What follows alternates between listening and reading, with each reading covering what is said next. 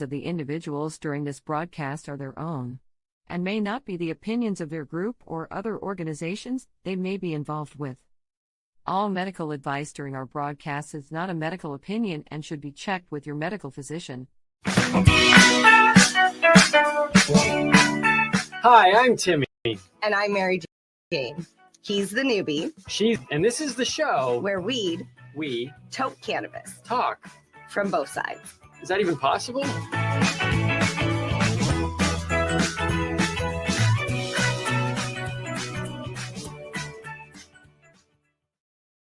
This podcast is for adults only, should not be used as a meal replacement, and may contain nuts.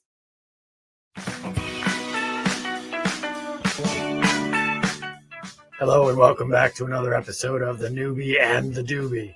I'm Batman, the newbie. And I'm MJ, the doobie. You sound like you got something stuck in your throat there, newbie. Long night of fighting crime. Oh, that's what it is. You look like you've been eating a little bit. And I can see it in your cheeks. Well, you know, I'm just cool. That's what it is. Man, I'm just going to say that is one of the creepiest babies I've ever seen. Wait, this is my mask that I've been wearing in the store for the last couple months. You need a new mask worker. I get ID'd everywhere. Hey, so what do we got on today's show? Well, here, let me take this off. I can't really breathe under here. I can see. Well, I know we've got the high five list. Yeah, we do. We've got Word of the Week. Yeah, and our friend Martin Franks will be joining us with the Doober Minute. Oh, that's awesome. I love Martin. And of course, we're going to be teaching Timmy. And I love teaching Timmy. Yeah. When is he coming? Soon, hopefully. All right. Yeah. Well, while we're waiting for Timmy to arrive, Batman and MJ will continue this show. That's right. Are we celebrating something today? We are, aren't we? We are. Today is Embrace Your Geekness Day. This is what it is. I'm going to stick this in my hair while I... I'm trying to decide whether or not to do this voice for the entire show. Okay, so what is Embrace Your Geekness?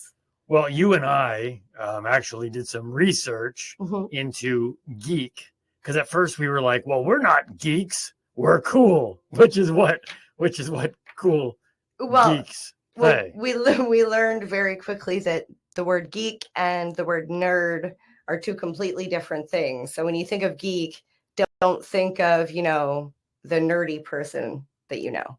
Right. So we actually looked up the definition. You did? So we knew. Well, I did. I didn't. I do research for these shows. Well, see, that's funny. See, I look at it like it's a noun, right? You could be a geek. Mm-hmm. And it's also a verb. You could geek out on something. And I think all of us geek out on something. It can also be an adverb. Oh, what's that? And wait, I don't know what an adverb is, but an adjective, a description word. So it's like you're a geeky person. That's an adjective. Okay. I'll take your word for it. The amount of learning that goes on this show is outstanding. That's awesome. At first, though, we weren't quite sure because we weren't kind of sure, like, what is geekiness? Do we want to take this as the theme? Mm-hmm. But then I looked up this. Let me tell you the definition. The word geek was originally used to describe eccentric or non-mainstream people. The word typically connotes an expert or enthusiastic, obsessed with a hobby or intellectual pursuit. Now, I'm going with the eccentric, non-mainstream people and the obsession part. That's what we wanted to highlight today. I wouldn't call it an obsession. I would call it a love. I'm obsessed. I'm not obsessed. You're obsessed. There's no way. With buttons? I would say slightly. You know what's funny is I was trying to think of, what does MJ love? And see, love. Not obsessed. Yes. And of course, onesies. because like Of course. I have like a whole closet full of onesies. I have worn most of them. Yes, you have. And buttons. I've loved buttons ever since I was young. I think I was given one as a gift. It's on here somewhere. My very first button was a button of Roger Rabbit. Nice, classic. Right. It's from like 89, I think, like that, which is super cool to still have it. But I didn't realize. 1989 was also the year that the best Batman movie in the history of the entire world came out. Just a little side note. Look at that. Okay. So I didn't actually realize how many buttons I had until I rounded them up for this podcast. What did you round it to? 1,000? I didn't count, actually. My kid came in the room and was like, "What are you doing?" And I was explaining to him that I was, building my outfit for the podcast. And he said, "That's like a bulletproof, like an armor, a vest of buttons." That he said I'd be safe if I mean, I feel safer already because I'm in the presence of Batman. Right. And because I don't kill anybody, I would only be able to punch the buttons, not shoot the buttons. Yes, well, don't punch me because that would hurt. Buttons are notorious for opening up and pricking you on the inside. Citizen, you have no worries. Good, thank you. I only am after the criminals. Now, I do realize at this particular moment that there are people who listen to the podcast and don't watch it and are severely confused about what exactly it is that is happening on the other side of the table right now. Well, I think they just think that Batman's on the show. Right? And as they should. Because you are Batman. Because I am Batman. The newbie.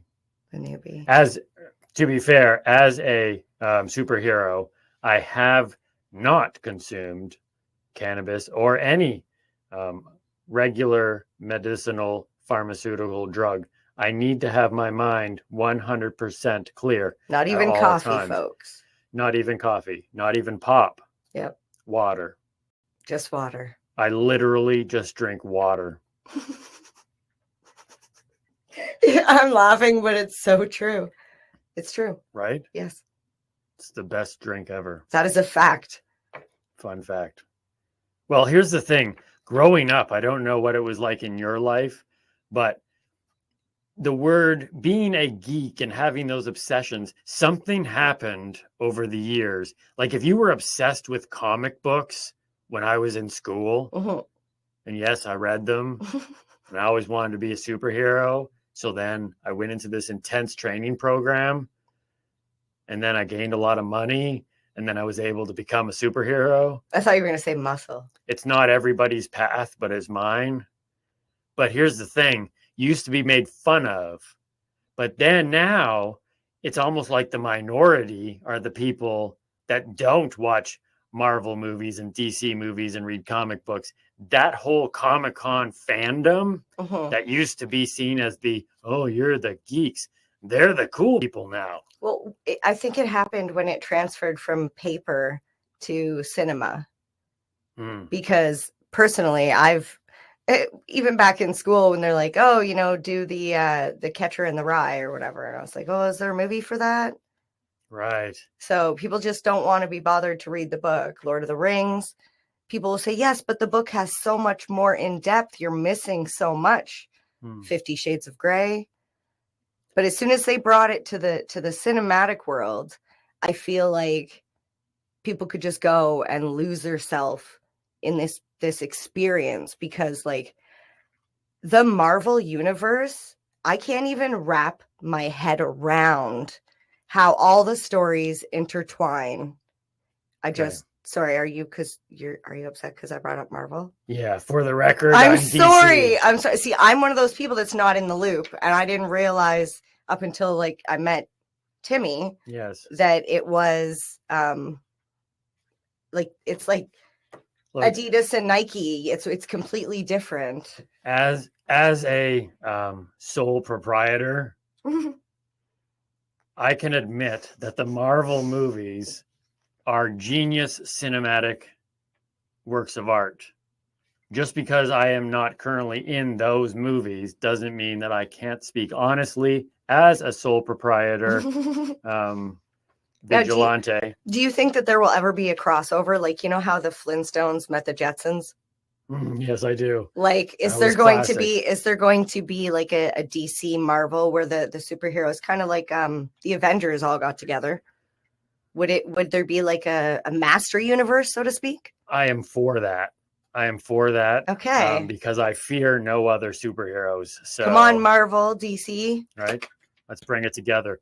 That's what this show is about. Yeah. Bringing people together from both sides. Absolutely. So why can't the DC people and the Marvel people get along, even though me as Batman is better than everyone else? Batman? I still think we should be unified. You made me think of Nightman. Wait. Or Dayman. Wait, that's going to come up, though. Don't worry about it. Okay, so... Don't jump ahead. Oh, I'm talking... Okay, I didn't even know that. Okay. Listen, we got a few things we want to talk about here, but I do want to point this out. Michael Keaton was the best Batman ever. Yes, so much so that I heard they were bringing him back in not another Batman movie, but in another movie to play Batman. Yes, agreed. I'm so happy because I agree with you. The 1989 Batman, which is back here on the shelf behind me, is the greatest depiction of my real life that has ever been done. So, nice. If I was to choose someone to play me, it would be Michael Keaton. So who am I? Mary Jane Watson? No, that's Spider-Man, I think. Oh, yes. See, this is what I'm talking about. I don't that was a joke. Come on. Is it not Vicky Vale? All I do is battle. Tell me it's Vicky Vale. It's just me and the Jokers constantly. Always another Joker. Okay, so that always wondered me. What you have a Joker and then you have a Riddler. They're pretty much the same thing. No, were they like related? We have the newest one I used to battle the Joker, and then I had the Riddler, and now I got Dad Joke Guy.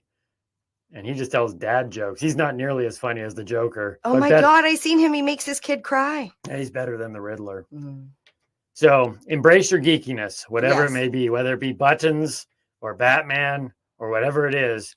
Don't let the naysayers, the poo-pooers, as we say, get you down. Embrace your geekiness. Embrace the things you're obsessed with. B-U-B. B-U-B. Yes, like, the newbie and the doobie. B-U-B. Are those buttons uncomfortable? They're a little heavy, to be honest. Yeah. Yeah. Some people think this cowl is uncomfortable, but I have such amazing yoga shoulders that I don't even feel the weight of it. That's awesome. Yeah. So I love your buttons. Thank you. And I would be remiss to tell you this, or remiss not to tell you this, depending on how you want to use the word remiss, which I don't think I've used in a very long time. I couldn't even tell you what it means. But this cowl, currently, I have a whole lot of cowls. Alfred is fixing up my better ones right now after a big fight last night. But this one here is actually a replica of the actual 1989 Batman cowl that Michael Keaton wore. Yeah, from the best Batman movie ever. This is it. The guy who owns the mask makes replicas. You're pretty much Michael Keaton. I am. Oh, I'm so lucky. I'm Michael Keaton doing a kind of closer to Christian Bale voice. It's a weird mix. I'm also wearing the socks. Would you like to see them? I would. I was looking at your shirt and I'm like, that shirt looks awfully familiar. Did you steal that from my laundry? Maybe. Maybe not. That's my son's, right?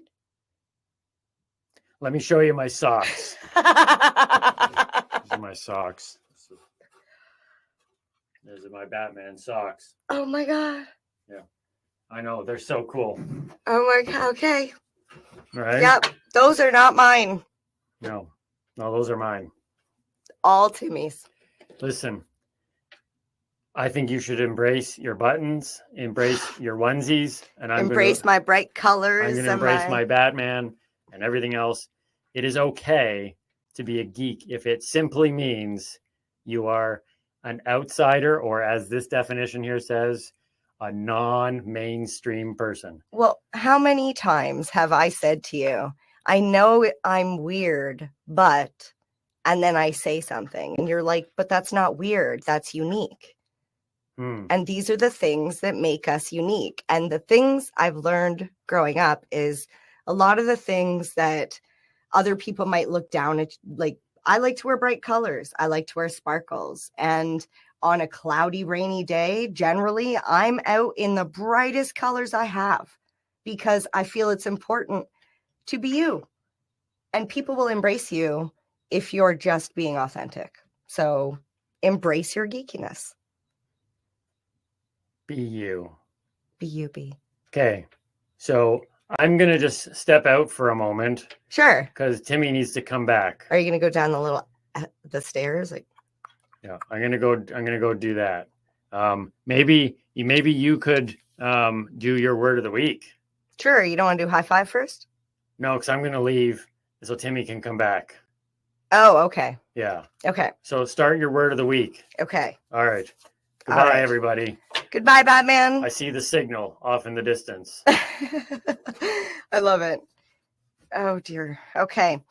So our word of the week for this week, it's 2 words actually: extracts and concentrates. So basically what it is it is a concentrated form of cannabis. It is the process in which we extract the cannabinoids. Hey, Timmy. Hey, MJ. That's funny. I could have swore I'd just seen Batman wearing the same. Batman was here? He was. What? Yeah. But wait, why does your name tag say Batman? Because I've always wanted to be Batman. That's so awesome that he was here. I'm sorry you missed him. Oh. And you missed the beginning of my word of the week. Man. First it was Pokeroo, then it was Batman. I just can't catch a break. Oh, well. Okay, so the word of the week we're on is word of the week. Extracts. Okay. Which is also known as concentrate. To concentrate. No, not concentrate. Not concentrate, but concentrate. Yes, so it's a concentrated form of the cannabis. So what they do is they extract, that's where the extract comes from. Mm-hmm. They extract the cannabinoids through a process of generally heat. There's a bunch of different ways. You can do it through butter or oil. It's generally like ingested that way, or you can smoke it in a hash or a rosin. So those are the different processes to get different extracts. Can I interrupt you? Yes. Did you say in a hash? Because I thought that hash was a product. This is a genuine newbie question. Yes. I would think that the word would be used as in hash. Correct. But you said in a hash. In a so brick. This is genuine learning in a moment brick here. Of hash. Okay. Yes. So if you just statement. as a consumer in the cannabis community, yes. if you just said in a hash, people would assume it is a brick of hash. No. In hash. In a hash. No, in hash. Okay. You're correct. So I am correct. Yes. Oh, so I'm not a newbie. No, you're just a grammar police. Okay. All right. Okay. Fair enough. That's Thank true. You, sir. That's true. If I can't be Batman, the next best I can be is grammar protect police. The world from bad grammar. You wear many hats, don't you? I do. How's my hair, by the way? It's horrible. You got something in it. There you go. Now it's on your shoulder. There we go. What the heck is that? Okay, so sorry, I've just been working on the yoga. So you can extract the cannabinoids through a process, either like turn your cannabis into butter, or oil, or you can turn it into hash, or rosin, or a rosin. Okay, generally because it's a concentrated form, it's a lot higher THC. Okay. And a lot higher everything because you're taking it and turning it into a concentrated form. Right. Let's see. So, for example, record percentages for THC on flower. Flower. Okay. Yes. Flower is like the bud or the nug. Yes. Which we learned a few episodes ago. Last episode. 2 episodes. I can't remember. I know I didn't remember that. It all blends together, but I remembered nug, bud, flower. Yes, that's correct. So let's see. So it's about 30%. There was one that was tested at like 40 something percent, but I think there's some inconclusive evidence, and I'm going to call hashtag bullshit on that whole 42% because I don't believe what I read. After all, like you have your three source rule. I did more than 3. Okay. And I'm just, until it's proven again, I'm going to say 30%. However, like if you go to the cannabis store, you're looking at about 25% per THC as like, this is just flower. But now if you're looking at concentrates, you're looking at about 70% THC to 90% THC. So you're going to use a lot smaller. Right. But it's going to hit you harder and faster. Exactly. It's because like you can't just take a whole piece of hash and, roll it into a snake and put it onto your joint. A snake. Or snake. A hash snake. A hash snake. Yes. And put it onto like a paper with your weed and smoke it and expect to have the same sort of high. You're going to get a lot more THC in that, and it's going to give you a bigger bang. Right. So be careful when experimenting with concentrates, especially in dab rigs. This is my own personal experience. This is why I like my little shatterizer device, because you basically, when you push the button, it activates the device and it heats it up just long enough that I can get what I need. Whereas if you use a dab rig, you have this really hot bowl and you have to put the concentrate in it. And if you take too big of a chunk, it just, and then you, for those that didn't see, you just put it in the bowl and it all like you smoke it. Wait a minute. And then, what happens after you go?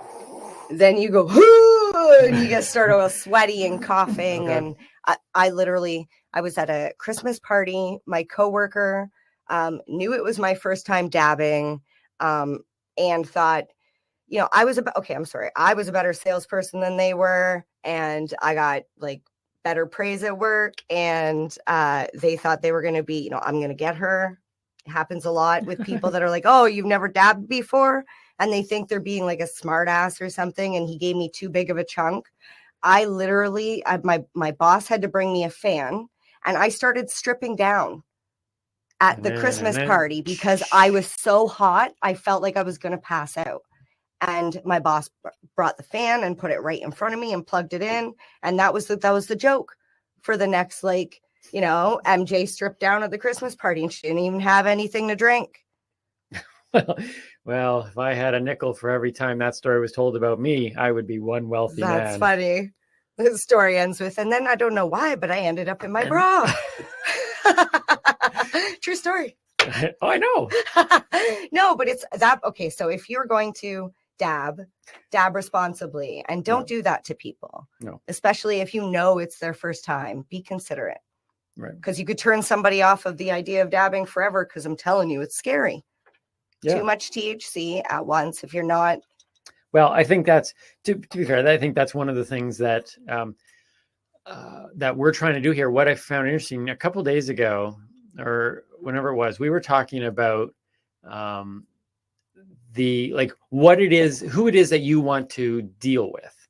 And on some level, it's kind of like when you watch this show, it's kind of like, okay, so MJ wants to educate, or talk to cannabis users, and Timmy's going to talk to the non-cannabis users. It'd be kind of like, right? But really, I think because you actually deal with both those in and outside the cannabis world, but I actually see that you're actually much more focused on educating those outside to say, look, there, once again, it's all this misunderstanding and people can get into trouble. And then when they get into trouble because they don't have the proper information, then they demonize and they don't ever go back, when really it's not the problem of in this case, the substance, but it's in the lack of education prior to using it properly. Absolutely. See, this is why, so when they first legalized edibles and they said all edibles are going to be 10 milligrams of THC per package. So a pack of gummies, 10 milligrams. And a lot of the cannabis community went 10 milligrams. I was included because a lot of people need higher doses of edibles.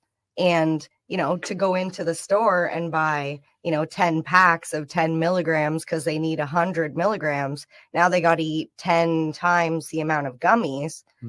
Honestly, I feel like the rec market was not made for the people that need the higher doses. It's made for people like you, the newbies who may be wanting to try some edibles and don't know where their dosing is. And like we learned from Danny, the stoner chef, that dosing can be difficult to learn. Sometimes you have to cut the recipe with, a little bit of regular margarine or butter just because it's too strong. So at least being able to go into the cannabis store or the retail store, you can speak to a bud tender and ask them, about the products, and you can actually get dosed amounts. So if, you try 10, it doesn't work, you take 2 next time. But it's a great way to learn where you are. I mean, like, that's what we did when we were younger and we just started drinking. We had to learn how many drinks was our limit. Education. So, exactly. Education.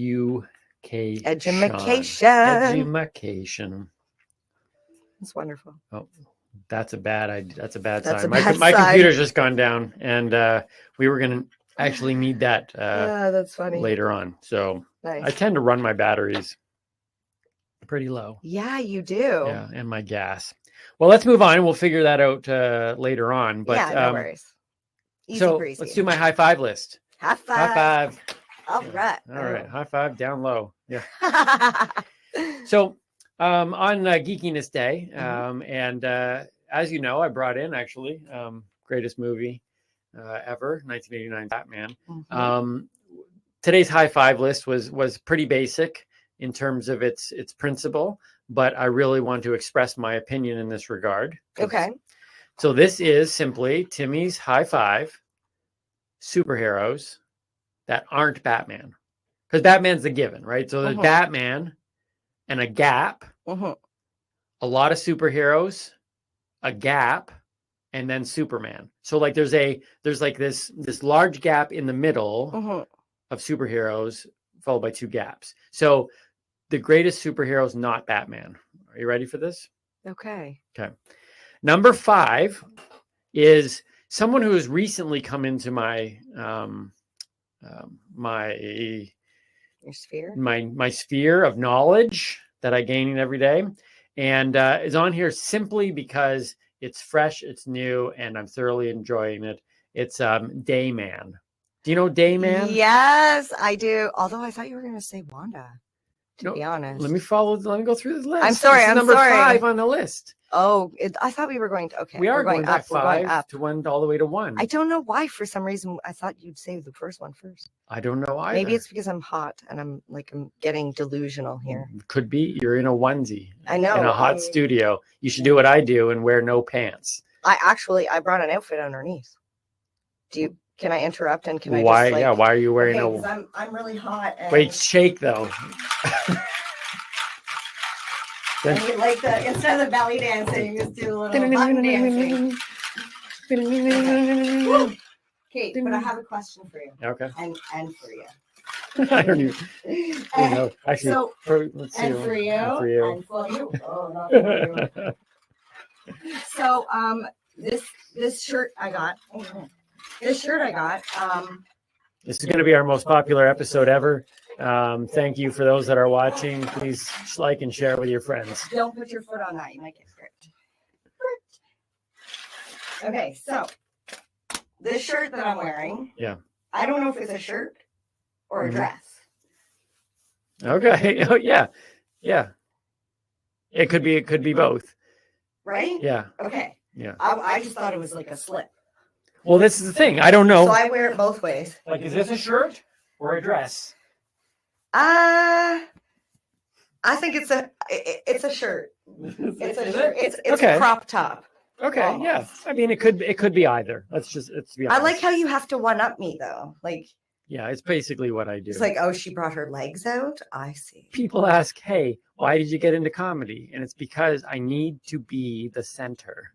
It's what I do. So, do you want to one up me?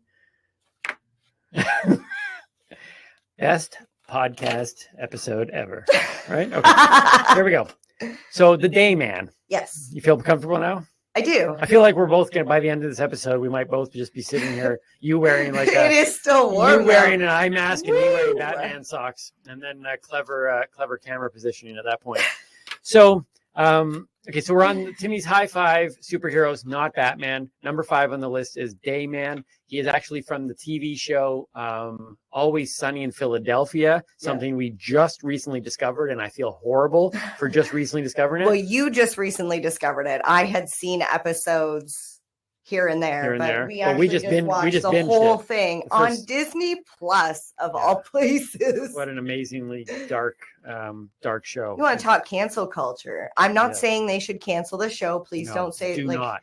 But I'm saying they touch on every topic that is taboo, cancer, adoption, anything and everything. They do it in a way that makes you laugh and shake your head at the same time. Yeah, it's brilliant done. So there's a character on there, Dayman, Yes.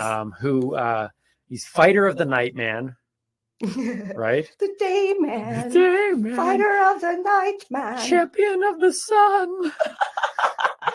You gotta Master see of it. karate and friendship of everyone. Anyways, so check out Dayman. You can just Google it, Dayman. Okay, that's number 5. Number 4 on my list is the Scarlet Witch, which is so WandaVision. If you haven't seen WandaVision, must see TV as well. Yes, you did make me see it. I can't say make me see that because you were watching it and you just went on and on about how awesome it was, and he wasn't lying. It was okay. Like I enjoy brilliant writing, and people who sit there and think comic book movies and comic book shows are just kind of like whatever type of thing, like for kids. The writing in this is amazing. In fact, the first 3 episodes, I give these guys they could have lost audience, and they probably did, because the writing took you down this route where you're just like, well, it was like watching show us what's Pleasantville. happening. It was weird. It was like watching Pleasantville Yeah. for a first couple episodes, but then something happened that was so like on the edge of my seat. I was like, oh my God, what was it? Episode 3? Yeah, episode 3 or 4. 3, stuff started happening. Yeah, the end if you of haven't episode watched it, I 3. don't want to tell you anything. No. But watch WandaVision and just bear with the first couple episodes. It is worth it. Mhm. And it is that show. Up until that point, I watched the entire Marvel universe a couple times with my son. And I love the Marvel universe. But it's still Batman and then the Marvel universe. Let's keep that clear. But you guys went through the whole We went them in order. And I thought Black Widow was my favorite female superhero. But behind Wonder Woman. It's a whole long thing. But you did the timeline order. In the Marvel universe, we did the timeline. We also did the way it was cinematic. released? Yeah. Oh. So, but then WandaVision made me fell in love with Wanda and the Scarlet Witch. So she's now up there as number 4 on my list. Number 3 is Iron Man, who I never knew anything about until Robert Downey Jr. Yes. Put on the Iron Man suit years ago, almost 20 years ago, 15 years ago. He created that role. Number 2 on my list is Wonder Woman, classic. I wasn't sure about Gal Gadot because I am like original Wonder Woman, like TV show Wonder Woman. Like she was like growing up as a young, teenage boy. Linda Carter was like the thing. Mm-hmm. Well, she wasn't the thing. There was a whole other TV show called The Thing. But anyways, the point is that, but then Gal Gadot came in, and I have yet to see 1984, I think the movie's called. Okay. The most recent one, but I will. But anyway, she's up there. She's got an invisible jet, for goodness sake, and like a lasso, and well, even her name is just awesome. Gal Gadot. Gal Gadot, yeah. Like that name. Wonder Woman. Yeah. Didn't we just see her in a movie with Galifianakis and Fisher? Yeah, I don't remember the name of the movie. Something about the neighbors or something. Joneses, Keeping Up with the Joneses. Oh, that's right. And number 1 on my superhero list, on Timmy's high five list, that is not Batman, is Wolverine. Wolverine is there's probably a gap between Wolverine and the next. But let me just say this, because I want to make sure that we get Teaching Timmy, because I'm excited. You've been telling me all about Teaching Timmy. It's pretty We got to exciting. get to Teaching Timmy. But I believe that there is a reason why Wolverine, who was played by Jackman for 17 years, and Iron Man, who has been Iron Man for I don't know how long, and why Batman has been able to reinvent over and over and over again, why there's such a love for these characters in particular, 3 of them on my top 5, 3 of them in the top 4, is because they are relatable. Guys like Superman served a purpose when everybody felt weak and they needed that. Superman. They needed that guy. But what I love about Batman and Iron Man and Wolverine is that these are guys who, in fact, more so than not, show their flaws. These are people like who's what's Iron Man? What's his alter ego? Who's the guy? Tony Stark. Tony Stark is not actually a lovable guy. He transitions through the movie. Bruce Wayne is a tortured soul. Wolverine is an angry, doesn't want to live forever, like as long, he's almost eternal in the way he heals. He's not eternal, but anyways. But these are people that I think we can all really gravitate to. Superman's just a geek. Superman's an alien. He's not even one of us. The point is that I could be Batman. Aren't you? I could be Batman. Well, no. With money and more workouts, a few more workouts, not many more. I could be Batman. That's what's intriguing to me. Oh, because he's a human. You could be Iron Man. He's just anybody. Yeah. So anyways, those 3 characters. But there you go. That's my top 5. My high 5 list. Dayman, Scarlet Witch, Iron Man, Wonder Woman, and Wolverine. And then, of course, because Batman's not on the list. So when I suggested earlier about Blunt Man and Chronic. Yes. I have to bring this up because I was a little hurt myself. Yes, I know. You were like stormed out of the room. You acted like you didn't even know who they were. No, I knew who they were. I just dismissed them as real superheroes. I thought it was because they were 2, but now that I hear you have Dayman, I definitely know that it's not because you didn't even mention Nightman. Well, you did, but you just said he was the fighter of the. I guess Nightman wouldn't be a superhero then. No. Okay, I take it back. Good list. All right. Yeah, thank you very much. High five. All right.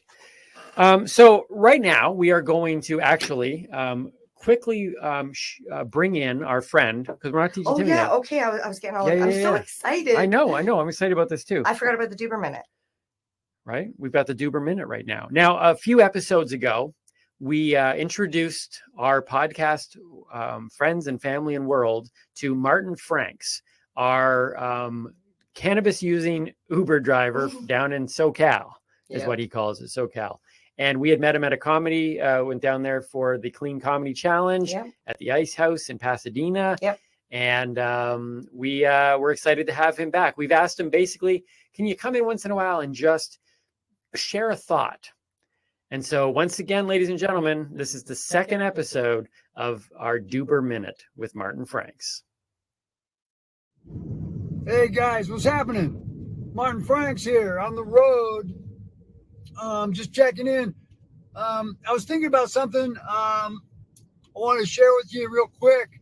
About a year ago, somebody, they find all kinds of things in your car when you're Uber driver, wallets, phones, purses,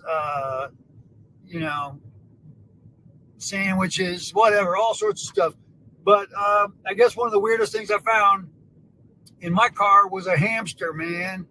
I looked down, first I thought it was a rat, okay, but it was a hamster. I was like, oh man, some dude left his hamster in my car, which is weird. But anyway, it was like, okay, well, I gotta catch this little guy, which I did.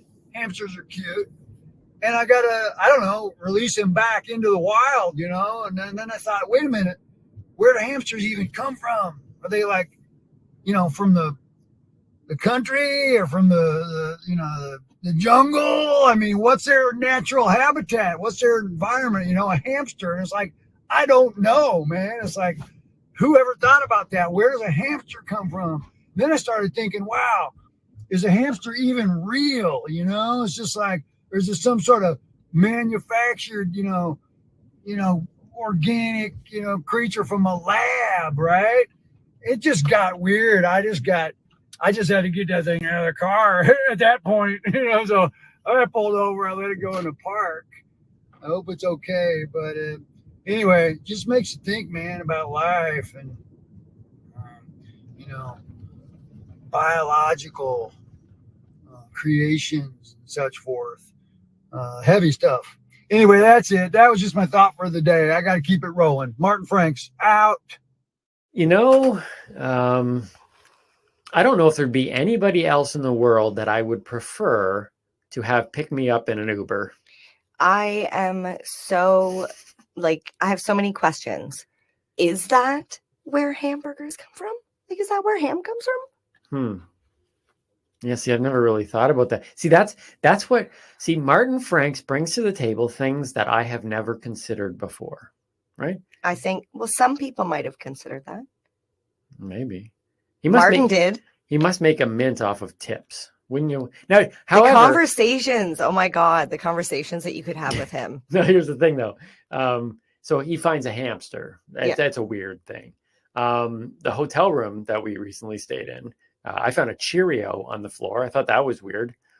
Even more weird, there's no shower head. Yeah, no shower head and a Cheerio on the floor. And then it was like, wait a minute, did they even clean this room? I'm a little worried because now it's the morning and I went to have a shower and there's no shower head. Listen, it could have been worse. It could have been a hamster in the bed. Right? We have stayed at worse. Oh, yeah, we have some stories. So Martin Franks, his information is going to be in the descriptions below here in the podcast and on YouTube. And one of my favorite people. And once again, great insight. Yes. Into the real workings of what are the deep questions in life. There's so many. Why are we here? How did we get here? And what are hamsters? What is that hamster doing in the backseat of my car? So many great questions. Yeah. Martin Franks, our Duber Minute. We'll bring him back again. Yes. So. Yes, teaching Timmy. I don't know if there's something I get more excited about than teaching Timmy, because I enjoy learning.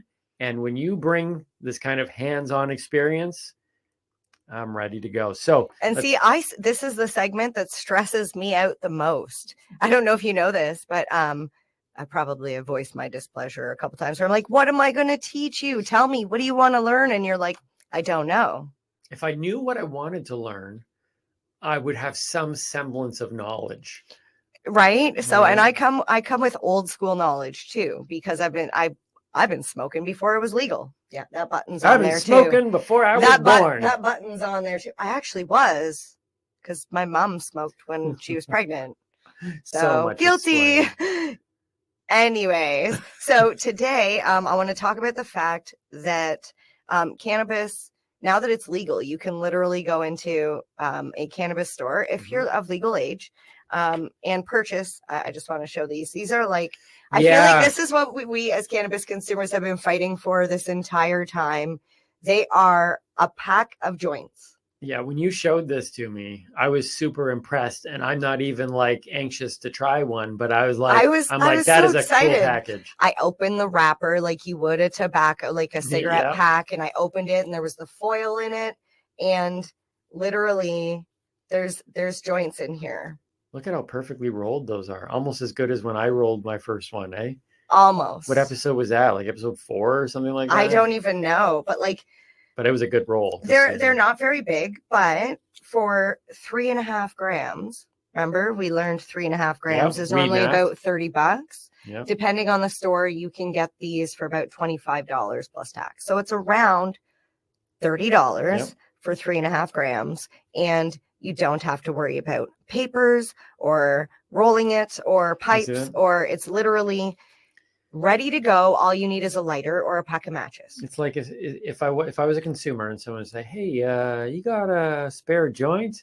I'd be like, "Now you got to make sure that they're of age, though, because you don't want to get in trouble for giving a minor." But yes, you can share. It just seems so fancy. It doesn't it, and you feel elegant smoking one.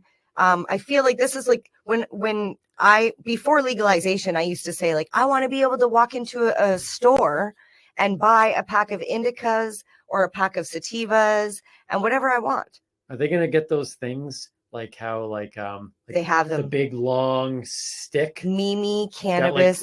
Mimi. What's her Mimi's name? jewelry. Remember Mimi Cannabis? Yeah, Mimi. She has Mimi's Joint Jewelry, I believe it is, and she has little rings that look like snakes that hold like little roach clips.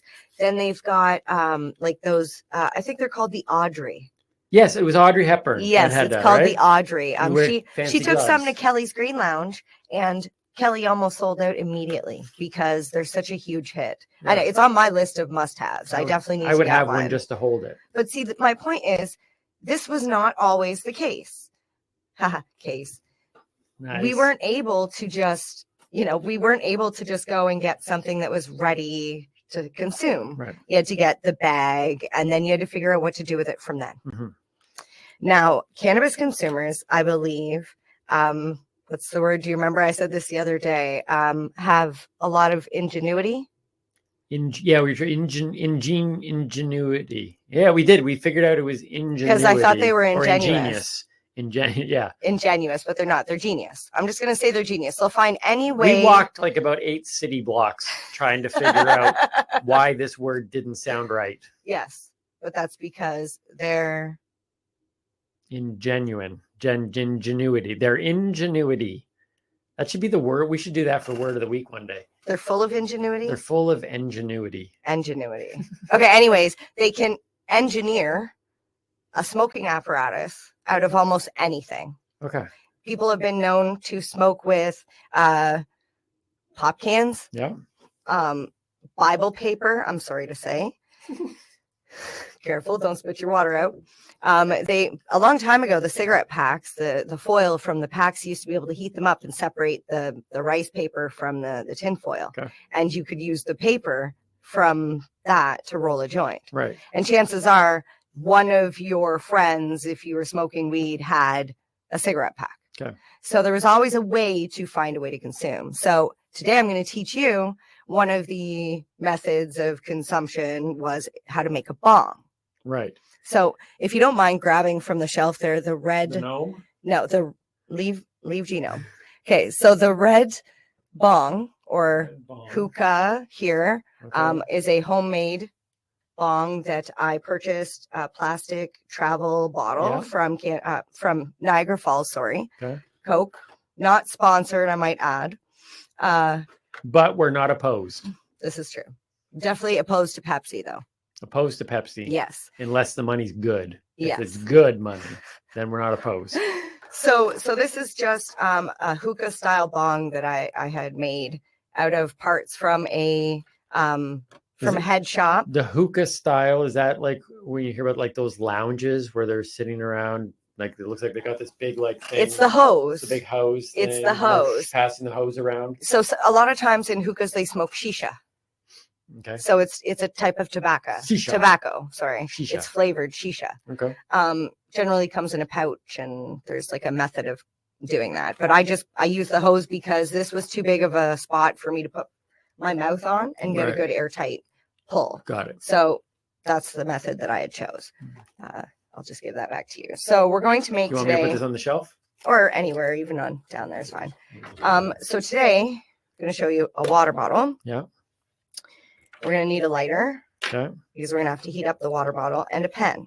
That's all we need? That's it. This is exactly what you need when you have to give somebody like a tracheotomy or something? I think you just need this. You just need the pen? I'm not sure. I'm not 100% on that. I think you want to heat up the pen to kind of sterilize it.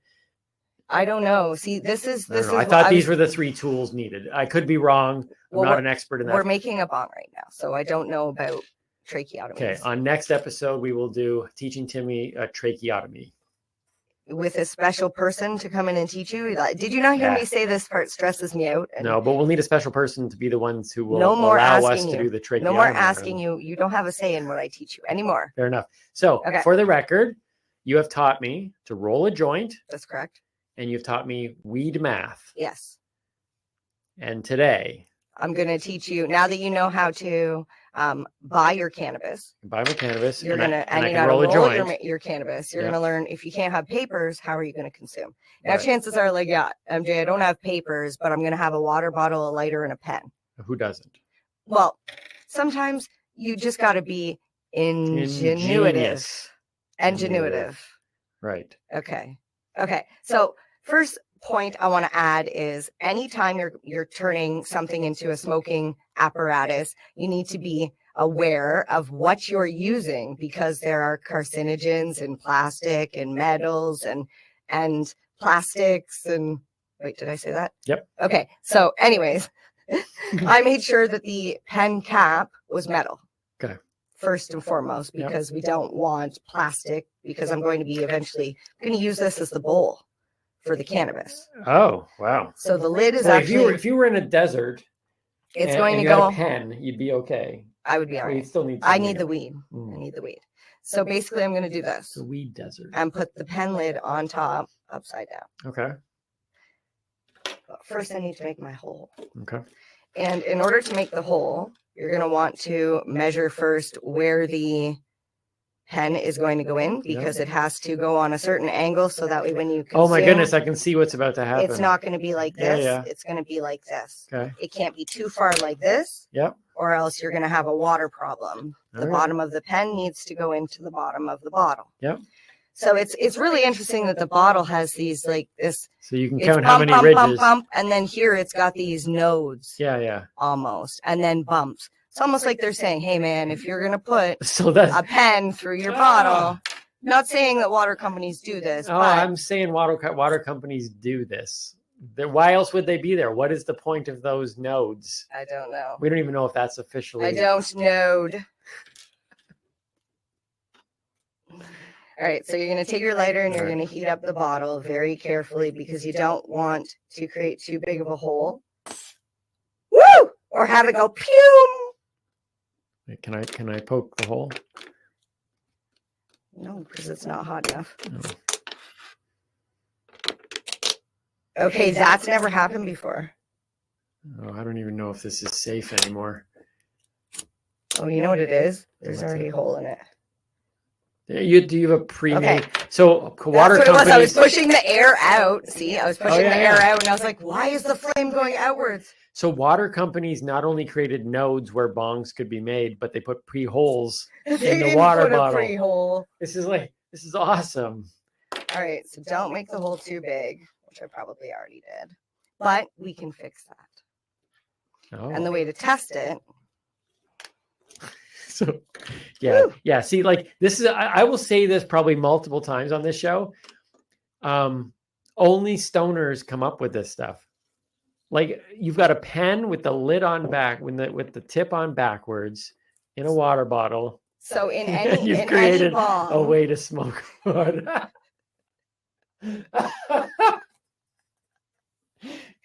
I'm You glad guys- you find this. You guys are humorous. brilliant. You look.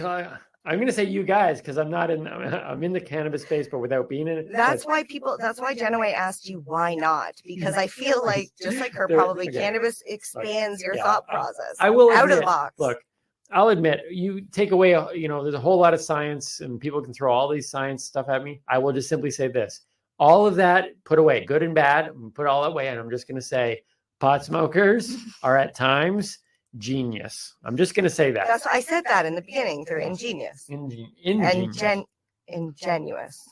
No, ingenious. Okay, So- well, I'm impressed. So in order to make sure that you have an airtight seal, you would cover this part Yeah. and then suck through the top. Okay.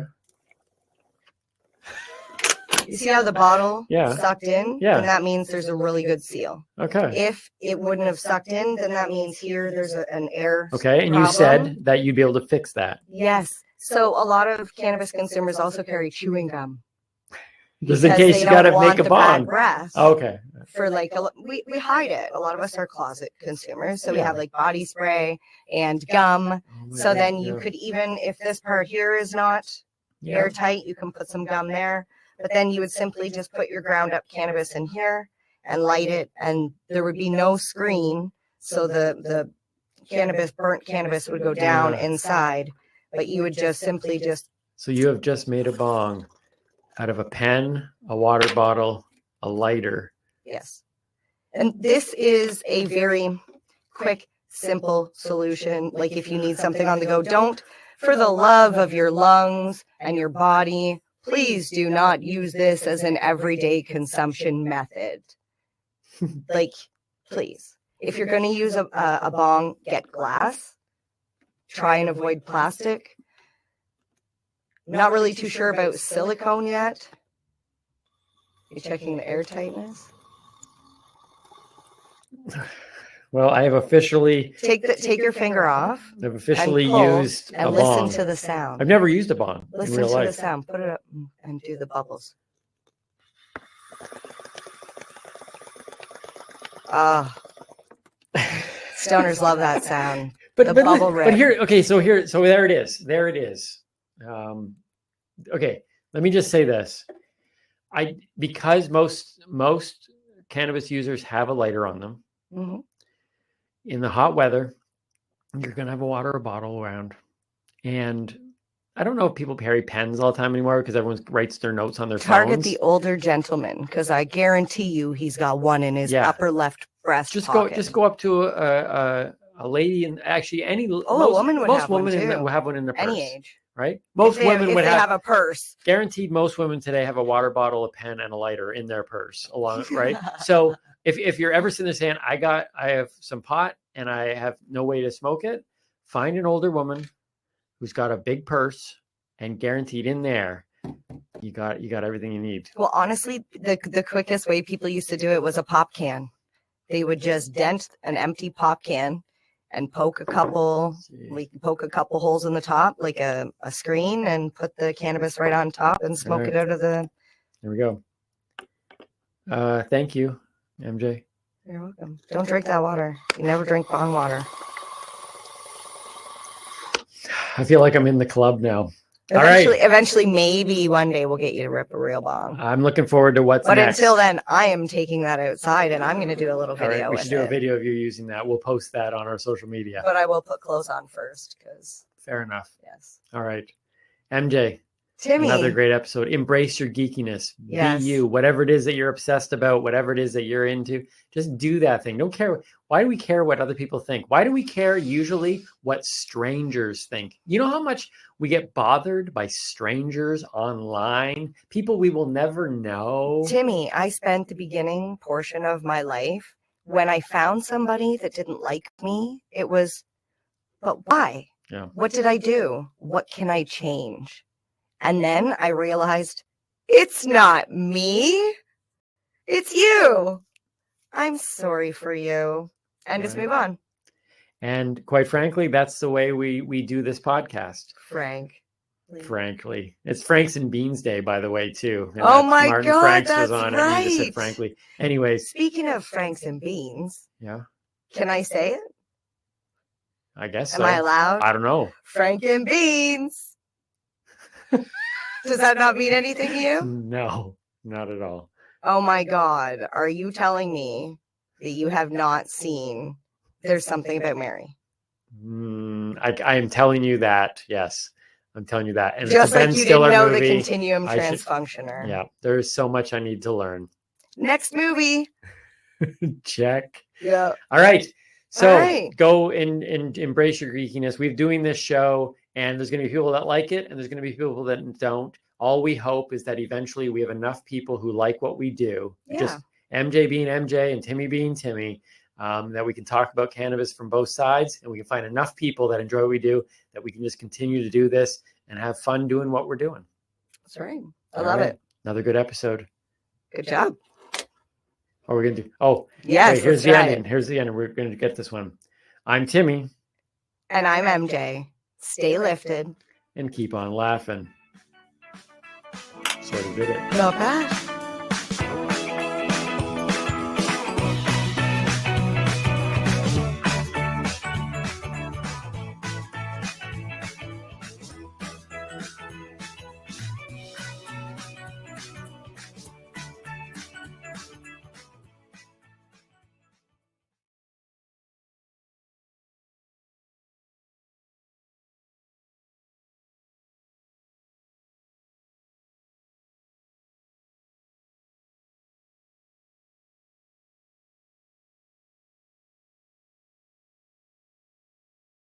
The opinions of the individuals during this broadcast are their own, and may not be the opinions of their group or other organizations they may be involved with.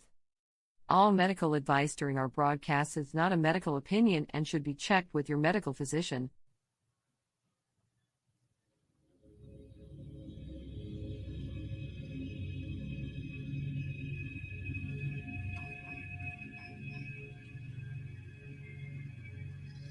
Well, our subject this afternoon is cannabis, a subject which is of interest to large numbers of people, though it's rarely discussed, and in fact seems to have attained the status of somewhat of a taboo in polite society.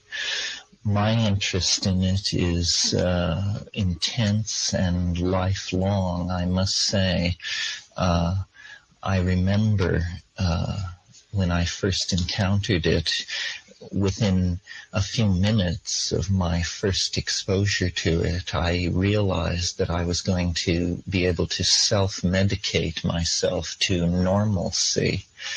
I was, as an adolescent, what's called a nervous child, and sort of had a personal style that was very hard driving and, I'm told, fairly abrasive. And it really came with the force of a revelation that the mere smoking of a small amount of vegetable material could completely invert the structures of my personality and socialize me, as it were, into a reasonably functioning member of the community in which I found myself. You're inclined to blow my mind, get hung up, beat the ducks with a bum. They all come out to groove about the nice and her father the same. It's all too beautiful.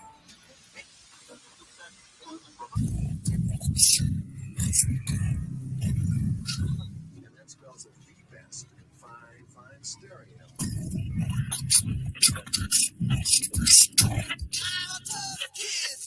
Alan, Ladies and gentlemen. you're having a nightmare. What if it's true? Ladies and gentlemen. Alan, it's a possibility, isn't it? The very word secrecy is repugnant Secrets. in a free and open society. And we are, as a people, inherently and historically opposed to secret societies, to secret oaths, and to secret proceedings. We decided long ago that the dangers of excessive and unwarranted concealment of pertinent facts far outweighed the dangers, Constant, extreme danger. which are cited to justify it. Even today, there is little value in opposing the threat of a closed society by imitating its arbitrary restrictions. Even today, there is little value in ensuring the survival of our nation if our traditions do not survive with it. And there is very grave danger, Extreme danger. that an announced need for increased security. This is Conspiracy Queries with Alan Park. Live seized upon by those anxious to expand its meaning to the very limits of official censorship and concealment. That I do not intend to permit to the extent that it's in my control. You're crazy. And no officious, high or low, civilian or military, should interpret my words here tonight as an excuse to censor the news, to stifle dissent, to cover up our mistakes. Isn't the Pentagon suspicious that all the buildings would blow up? Or to withhold from the press and the public I think you're just looking at things for the first time. the facts they deserve to know. You've had your whole fucking life to think things over. What good's a few minutes more gonna do you now? The facts they deserve to know. They deserve to know.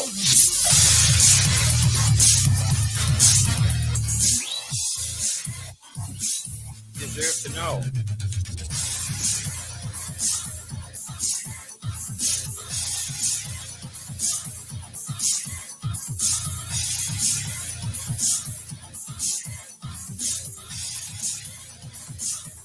deserve to know. Hello, thank you for dialing up Green Crush. We're live in Toronto. It's Green Crush Conspiracy Queries with Alan Park. Thanks for tuning us in, dialing us up. Facts they deserve to know.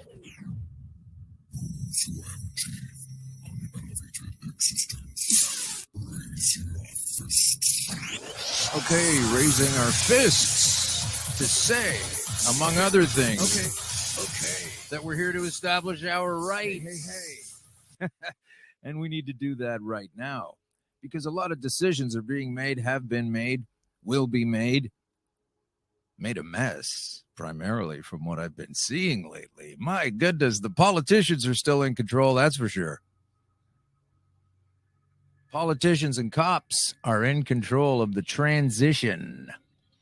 And what does that mean for us? Is that a problem? I don't think so, yeah. Welcome to the show. Today we have, we got to get right to business, as I've been told. I better get on top of this. We have to get right on top of giving away the things that we gave away to people. The contest we've been having lately. So I got a little thing in my throat last couple of days. I'm going to do this. Is that any better? Okay, hopefully that is something out of my throat there. Of course, you would have seen that if you're watching the show live, but you see how the sound, and it's different as the picture. Okay, so here we go with the contests that we've been having as it's written on our website. Contest time. That's right to the point, isn't it? Contest time. Contest time for Green Crush Conspiracy Queries with Alan Park. We are talking about green. What is green? Green is cannabis usually.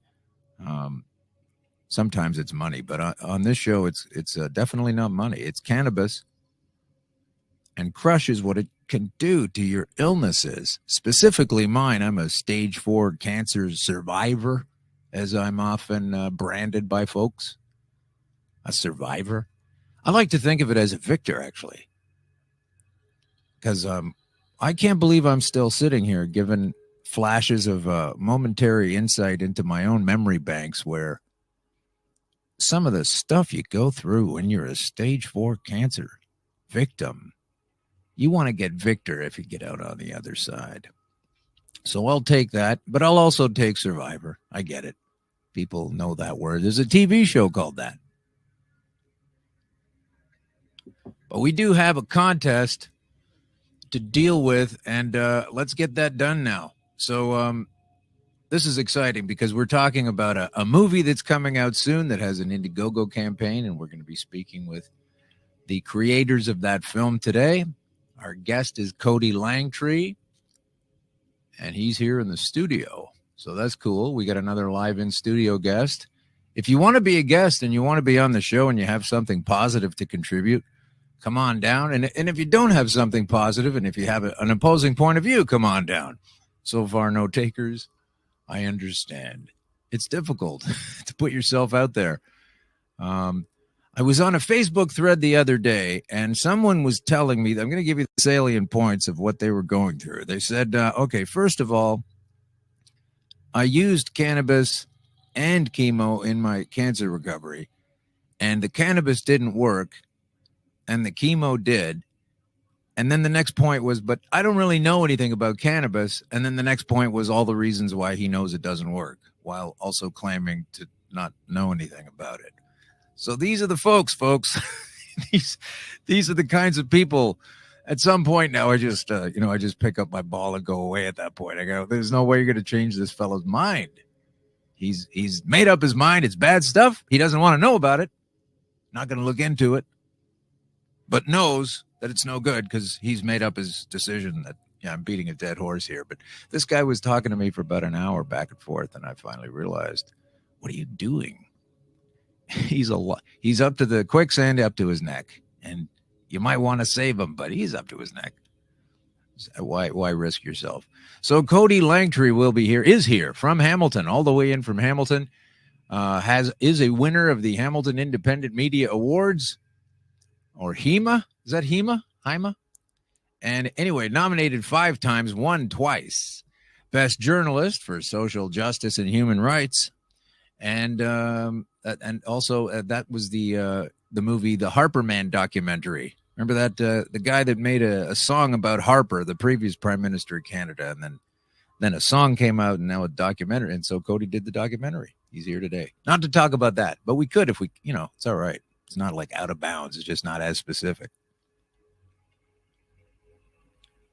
And for best journalist regarding the environment, Cody and Zena Haggerty, a documentary called Clean Up This Mess. And these are journalistic awards they give out in Hamilton for they're called the Maggies. I don't even know why that is. There's probably some great historical reason that I don't know regarding the Hamilton journalist scene. But the Maggies, an award's an award. If it's in the field you're in, good for you. And so his bio is that he's most often inspired by dialogue created by the connection between time, beauty, and our personal limits. So we're going to talk about that. Or sorry, our personal truths. Well, let's talk about that. Sometimes truth is in a limit. In the 10 years since Hamilton Scene's inception, and that's a SEENS, Hamilton Scene, Cody has guided the company from small commercial production to white boxing partnerships with major marketing firms, and finally to the creation of documentaries, and that's why he's here today. So we've got some video links to play later when he comes in, and we'll see about this movie. It's called Dispensed With. This is what he is here for today. It's Indiegogo.com.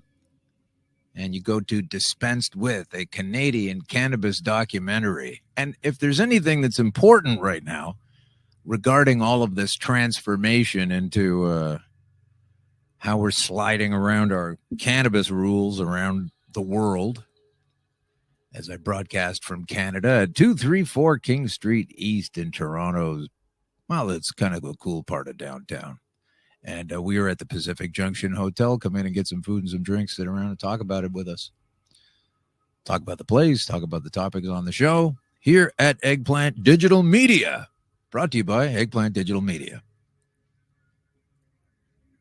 That's like saying it twice and you're getting double bang for your buck on the commercial. See? But you're concise with it. So the contest winners. All right. Now we have to get to the contest winners. They have names, so hopefully they're listening, and if not, we will contact them and send them whatever it is they won, books and things. We gave away a big ritual box. That was pretty cool. Everybody wanted to get that one, but that's not what this is. Okay, here we go. So the book winner is at Stonercast. At Stonercast, check them out on your internet device.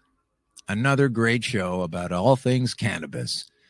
And when I say another great show, I guess I was subconsciously referring to this one. But I think it is, or I wouldn't stick with it. I really think there's more good things to come on this show. And on that show, too, at Stonercast and so many other shows, because it's a shifting paradigm. If you can't see it, I don't know how to better tell you. I got like 50 hours of this kind of stuff online for your perusal and understanding. Previous shows, we're way up there now. What are we at? 30, 33, 32. This is episode 32, so of Green Crush. And lots of information on these previous episodes on where to go, who to ask, how to learn, how to help yourself in a health capacity by using this substance, cannabis. And now marijuana is actually a racist thing. With all this sort of hard to the left tacking of what we can and can't say, it's probably time to erase the word marijuana from the lexicon, since it was a pejorative term invented by those to make this substance look bad. Racism's been around for a long time, and it actually tainted this entire venture. So let's just call it cannabis, and if that's what we're going to do with all of these other words. Man, I'm dry today. I got to keep drinking. All right. Here are the winners. Mike Gould. Mike Gould is a winner. Ken Proud is a winner. Annie Edmonds, Jamie Horan, and Colleen McIsaac. They're all winners of the Great Cannabis Conspiracy book. Okay, so everybody gets that, and you will get blown away when you read that book by Dr. Sam. I swear that is a great piece of work, and we're looking forward to more people understanding what's going on in the Great Cannabis Conspiracy by Dr. Sam Malachi. So those are the winners. We have more contests going on. Go to the @Green Crush Pod, thing on the internet, and check us out there. And there will be more contests. And I made a mistake. Those winners, yeah, they're not getting the book. That was just that's just for @Stonercast, and it's everybody else there was a winner of the download of the movie that we're about to see, or we're about to learn about when we get Cody in here. Was that not clear? I guess not. Okay, Kim, the producer, just making, if she interpreted it that way, I have to assume that I didn't speak it very well. So there you go. Those are the 10 folks, the folks that are going to be winning the downloads of the movie, and @Stonercast is the winner of the book. But if you didn't win the book also, then go out and buy it.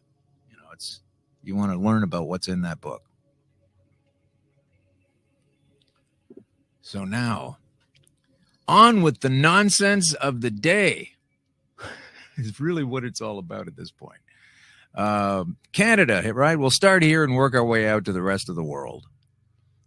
Because I live here. It's easier that way. If I start here and then I just keep moving on out, hopefully. All right, so let's see. Marijuana concerns continue to dominate the Senate debate on Bill C-45. So to sum it up, there have been several dates punted around as to when this is going to happen, and they keep disavowing knowledge of the previous date, and then they offer another date. And now it's supposed to be July 1st, but we know that's not going to happen because the cops are upset. Now the senators are freaking out because they just started to read things. Maybe they just started looking at it. But this show today is about timelines, and these kinds of information are amazing to me. But so there was an agreed to a June 7th deadline to vote on the federal government's Cannabis Act for the Senate, and they are not elected or appointed by, or they weren't appointed by Trudeau. So that debate, along with the examination of the Cannabis Act by a number of Senate committees, will almost certainly result in proposed amendments to the bill, which is a fancy way of saying this thing is riddled with nonsense. Let's fix it. Because these folks who call everybody criminals who were using this substance before, now they're criminals, and now the government's going to do it, and they don't know what they're doing. And we'll find that out a bunch today as well. So the Senate debate has been going that they want to involve all kinds of amendments to this bill. And many of the senators are concerned. There's not just one guy sitting there with his thumb up, There's a lot of people upset about this. Between conflicts of government, between conflicts of federal governments and provincial governments and all kinds of nonsense, just because this thing is now going to be legal. So that's what they're saying. The senators may slow things down, may cause a delay. It's a big concern, a big drama going on about whatever the senators think.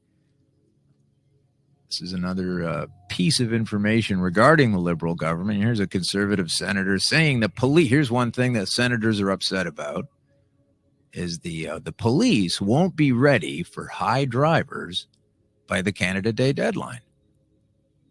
That's what this particular senator says. His name is Senator Claude Carignan. I believe that's how you pronounce it. Don't hold me to it. Speaking on the legislation about driving under the influence of drugs. And so if the police don't know how to enforce it, and they don't know, the government doesn't know how to understand at this point, how to tell at this point in history, if you can't tell, and you're unable to discern whether someone is impaired, this is the big problem. And I'm going to try to explain it to folks who might be new. We've been getting some new people saying, well, I'm just going to start from the beginning and work forward, but I'm going to watch your new show tomorrow. So here's the new show. So here's what you need to know. When I took the cannabis oil for my cancer problems that don't anymore seem to plague me, what happened was I had to start very, very small doses. This is the recommended dosage of the cannabis oil. You don't just introduce a gram of oil into your blood every day because it is psychoactive. It is a concentrated dose. And it is going to give you one hell of a ride if you use it improperly. This is education about the substance, not indoctrination. This is what I'm telling you, is that it's a very, very concentrated format of the entire. You're basically got represented an entire cannabis plant, a 6-foot bushy plant from tip to root, baked on down, cooked on down to a tiny 60-gram vial, and you take this over 90 days. So you have to start with what I call pinheads, tiny little half a rice grain, half an uncooked dry rice grain. And you start with that, and hopefully you won't feel it at all, particularly if you've never had, I sound like Tom Brokaw for a minute there, particularly if you've never had cannabis before. So you need to start off slowly. There's no point rushing through the procedure. And but if you take, say, two pinheads, like on a pin, tiny little thing, you take 2 pinheads of that, you're going to be very tripped out. You're going to be riding the rails of craziness at that point, because you took too much too fast. It's not like smoking a half a joint or something. This is a powerful induction into your system of a super concentrated, fantastic elements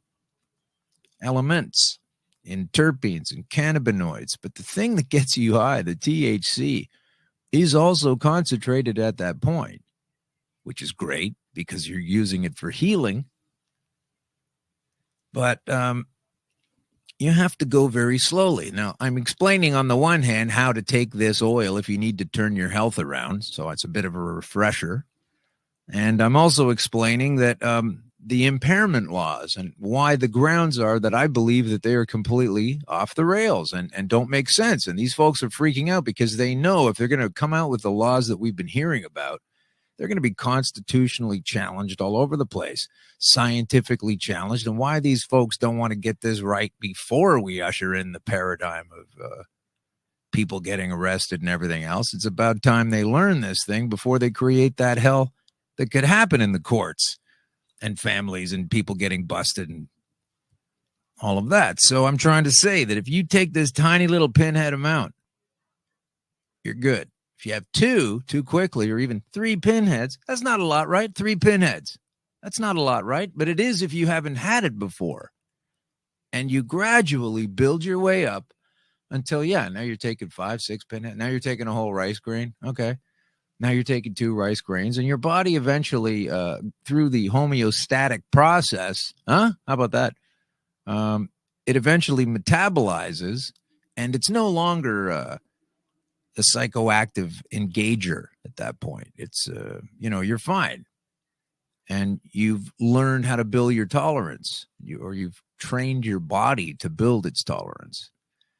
And so when you get to that stage, 3 pinheads, you're not going to feel it. It's not even going to be there. You're going to be taking a gram a day of oil at that point by the time you've built up the immunity. This is information, by the way, not a commercial. Please put down your legal books. So what I'm saying is, by the time you take a few of these pinheads and you build up your tolerance, and you're on your way to a gram a day, and then you're regularly taking a gram a day for the rest of the 3 months, in order to chase away your cancer, as I have done,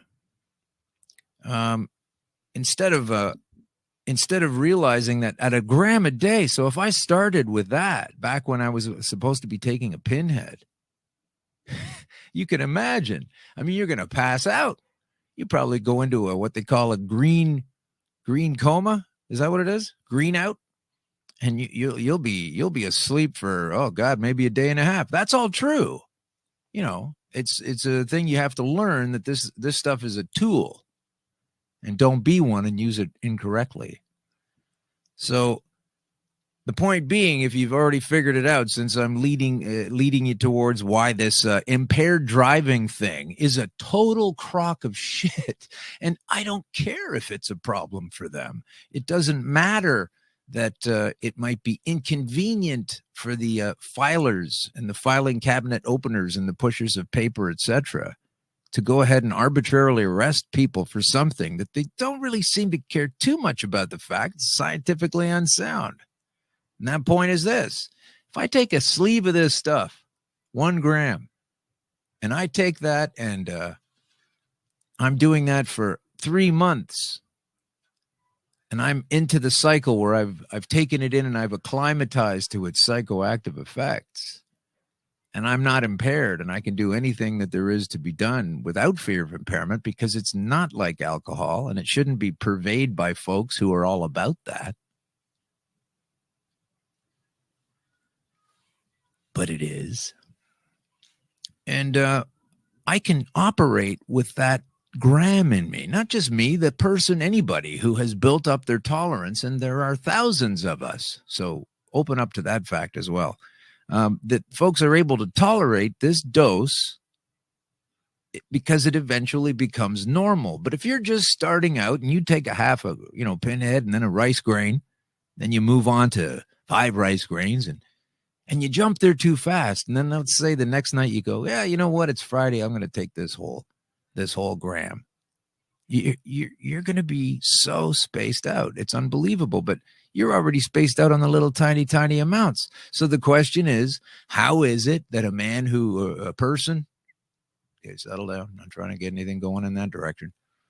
If you're a person operating a vehicle or whatever the sobriety test might be, and you're taking a gram a day, it's completely conceivable, gram a day of oil, it's completely conceivable that you can operate that vehicle with 100% safety accuracy just as well. And there's data to back a lot of this up, okay?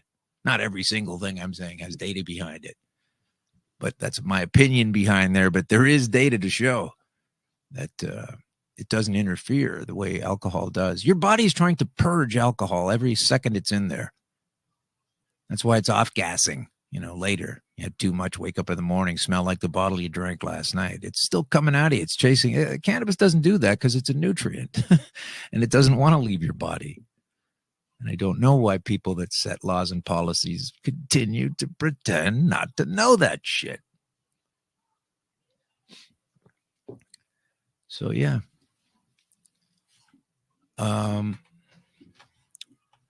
Where was I? You can't prove a guy is intoxicated or impaired driving simply because he tests positive for having cannabis in the system. Like, that's the whole story. There's nothing more to it than that. This is the fact, Jack. We've made so many predictions on the show. We should get a cheat sheet together because I can't even remember them all regarding the implementation and what they're going to say. And I've got things to say about the future of this business that people aren't going to like either. But been right about a lot of things if you keep your eye on the ball. And this particular issue of impairment, because you have it in your system, is bullshit. It's just fiction. And you cannot build a legal paradigm around that. And I think they're starting to get the idea that some of us who know this will pursue this to the nth degree in the courts. And they will have to change their ways, just like they're saying they're doing now. So that's what this senator is upset about. Won't be ready to detect them or not. It's not possible. That's why. So here come the wheels off the bus as they try to bullshit their way closer to ramming bogus laws based on a non-science. The science of telling me that if there's cannabis in my body, I'm impaired. That is, on its face, as ridiculous as saying, because I have cabbage in my body, I'm impaired. It's a plant. It has a psychoactive agent in it. But if your body, and everybody's different, everybody's going to be at a different level. That's the other thing they're upset about. How can you get a guy busted for, 2 rice grains impaired worth of stuff in his system, and another guy has an entire gram and they're getting different sentences? Like, it doesn't make sense. So they are struggling with that. down there at the old City Hall.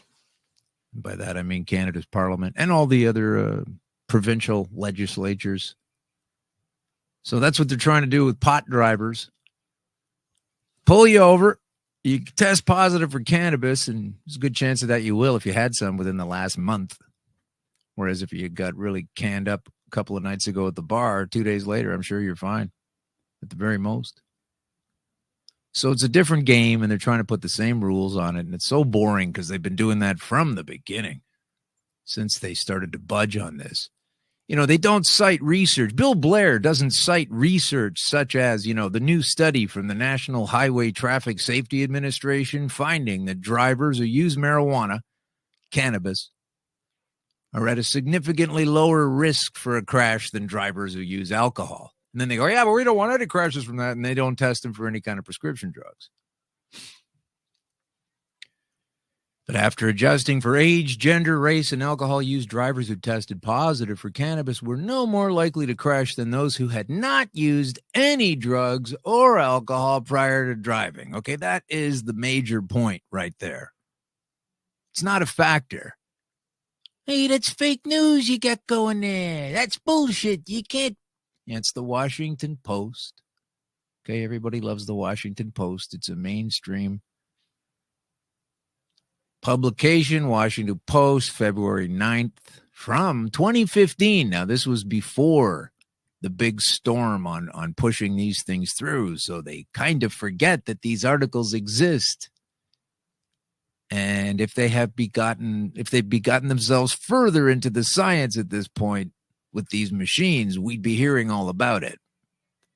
But no, the newest word up on this is that it's all bullshit. That's the National Highway Traffic Safety Administration. Alcohol more dangerous. Duplicities, man. You know, it's just duplicity. They just arbitrarily set down a set of rules. Like, okay, so for example, you know when you get those ride checks when they pull you over to see if you've been drinking, how many times have you ever seen one of those set up relatively close to a well-known police watering hole bar? Like how many? You know, so when they leave the place, they go into the parking lot and drive home. Not those places. Different games for different folks. And then we have to deal with the police are at the schools now here in York region, just north of Toronto. Says that the issue of kids smoking pot was relegated to the shadows. Everyone knew some kids indulged, but few dared discuss it. Now, recreational marijuana is being made illegal, and educators, police, and mental health workers say it's time to talk. None of the experts on the use of it. You know, it's always the critics. It's always the critics with these folks. And, you know, that wouldn't bother me so much, except for when the police are saying things like, doobies make boobies. Got a police officer here saying that he was telling folks that men grow breasts when you smoke this stuff. That's the message that an officer for Canada's York Regional Police shared with high school boys during a drug awareness talk. So we have people who admit they don't know anything about this and they need more information and they're trying to get more information, but they're already teaching people things like this that are wrong. You know, so here's an article this guy was probably reading, this cop, if he was doing that. Here's an article from December 2013. It says, does smoking marijuana give you man boobs? A plastic surgeon claims this.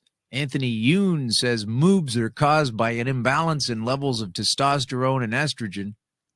Cannabis causes testosterone levels to fall. Therefore, you're going to have boobs. Well, I don't know anybody in this particular bracket. That's what this guy says. An American plastic surgeon. So, you know, when the media complains about anecdotal stories, like I know I'm always trying to tell my story about what happened to me. And it's anecdotal because you're just telling it as a story, which I'm telling because I'm alive to be able to tell a story. Right. So anyway, but anecdotal, how much more anecdotal can you get than an American plastic surgeon says? Doesn't have a lot of backing here. And it's in a British publication newspaper. Dr. Yoon added that men who smoke marijuana and have moobs should probably put out their joints. Good doctorly advice from the one single solitary plastic surgeon in the United States. Man boobs are caused by an imbalance in the body's testosterone and estrogen, and cannabis can cause testosterone levels to fall. That's what he says. But there's no evidence of this and nothing since. And so, of course, police are going to be telling kids that as well, or other folks. And so while all that's going on, we have this earmarked $36.4 million to teach Canadians about the perils of pot, which they're legalizing. Yeah, 36 million bucks for people that don't know what they're talking about and are out there spreading lies and haven't done the research yet and don't really know how it works or if it works or why it works. Getting ready to tax it, eh? Getting ready to say, okay, it's legal and stuff, but it's still $1 a gram tax. What other pharmaceutical has this? And you're supposed to ignore the conspiracy aspect. I'm sure it's got nothing to do with the companies. They have your best interest at heart. Okay. That's why we're spending $37 million to teach Canadians about the perils of pot. And we're spending zero on the positives of pot. That's the decision made at Operation Central Stupid Town, Ottawa. We're going to spend tens of millions of dollars telling you you can cut your throat with a chainsaw. It's terrible. You could cut yourself. You could stick your hand in the thing that you pull the motor to start it and get your shirt caught in there. Let's just talk about that. Let's not talk about how the chainsaw, when used effectively, is a great means to clear woods and perhaps even gather up enough utility in the forest to build yourself a home. Let's not put that part in there. This is propaganda. I don't know why people don't see it. Not that nobody sees it, but it's usually what I get into arguments about lately. Oh, you really think the government does it? Yeah, I really think the government is doing that. Yeah. So that's what Global News says, that the 5-year, $36.4 million program to help teach Canadians. All right. More propaganda. And they spent $650,000 to do a cannabis store logo. This thing, if you don't see it, I don't even want to put it up on the screen. I don't want to promote it. It's just a circle with the Spartan letters OCS in the middle. $650,000 to build this.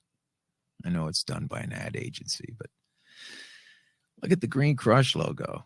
We had Kurt Furla do that for far less than $650,000. Love you, Kurt, but I just couldn't pony up the above $500,000. But it's a way better logo. Thanks, man. So there's all kinds of bullshit going on. And then basically this is an entire system owned and operated and run by people that are telling people that already know what's going on with this substance, how it works, what it's about, how it brings relief. And there's an industry already around it with people who already know these things and have tested these things. And if you read the papers, they're called criminals. And now the government's stopping them and branding them things, and they're going to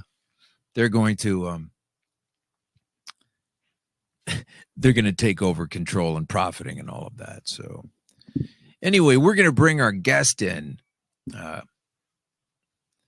and he's outside puffing on something. We might find out what that is, but this is a live show, and he's out there, and the smoking area is directly outside the window here. Isn't that handy? Cody Langtree is going to be coming in here to talk about the documentary being made, where you can go to help fund it, all in the means to get this thing. And by that thing, I mean this movie out, this information out, these facts out, these rights needs out, so that people understand what we're dealing with here. It doesn't need to be a punitive thing, but I do so believe there are many folks with that kind of interest at heart that are trying to make it punitive. I mean, you're going to spend $37 million scaring the shit out of us about all the bad things that can happen and spend $0 on telling us how effective and how great it is. There's no balance there whatsoever. You want to be sensible. You want to call yourself sensible. You're not. They have to invent parties, political parties called sensible to be sensible. You can only partake of this in your home.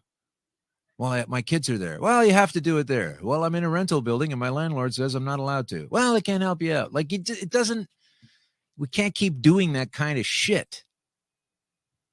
Particularly when we're losing money left, right, and center. You're spending $650,000 on a line drawing to make sure no one's interested in it. And let's not forget that we're living in a society here in Canada anyway, where Ottawa, the capital of this whole thing, lost track of $3.1 billion meant to fight terror, but it disappeared.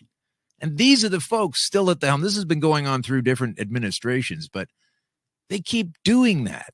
This is the ethos of government, is to fail and to be way too expensive and to bugger things up and to control things.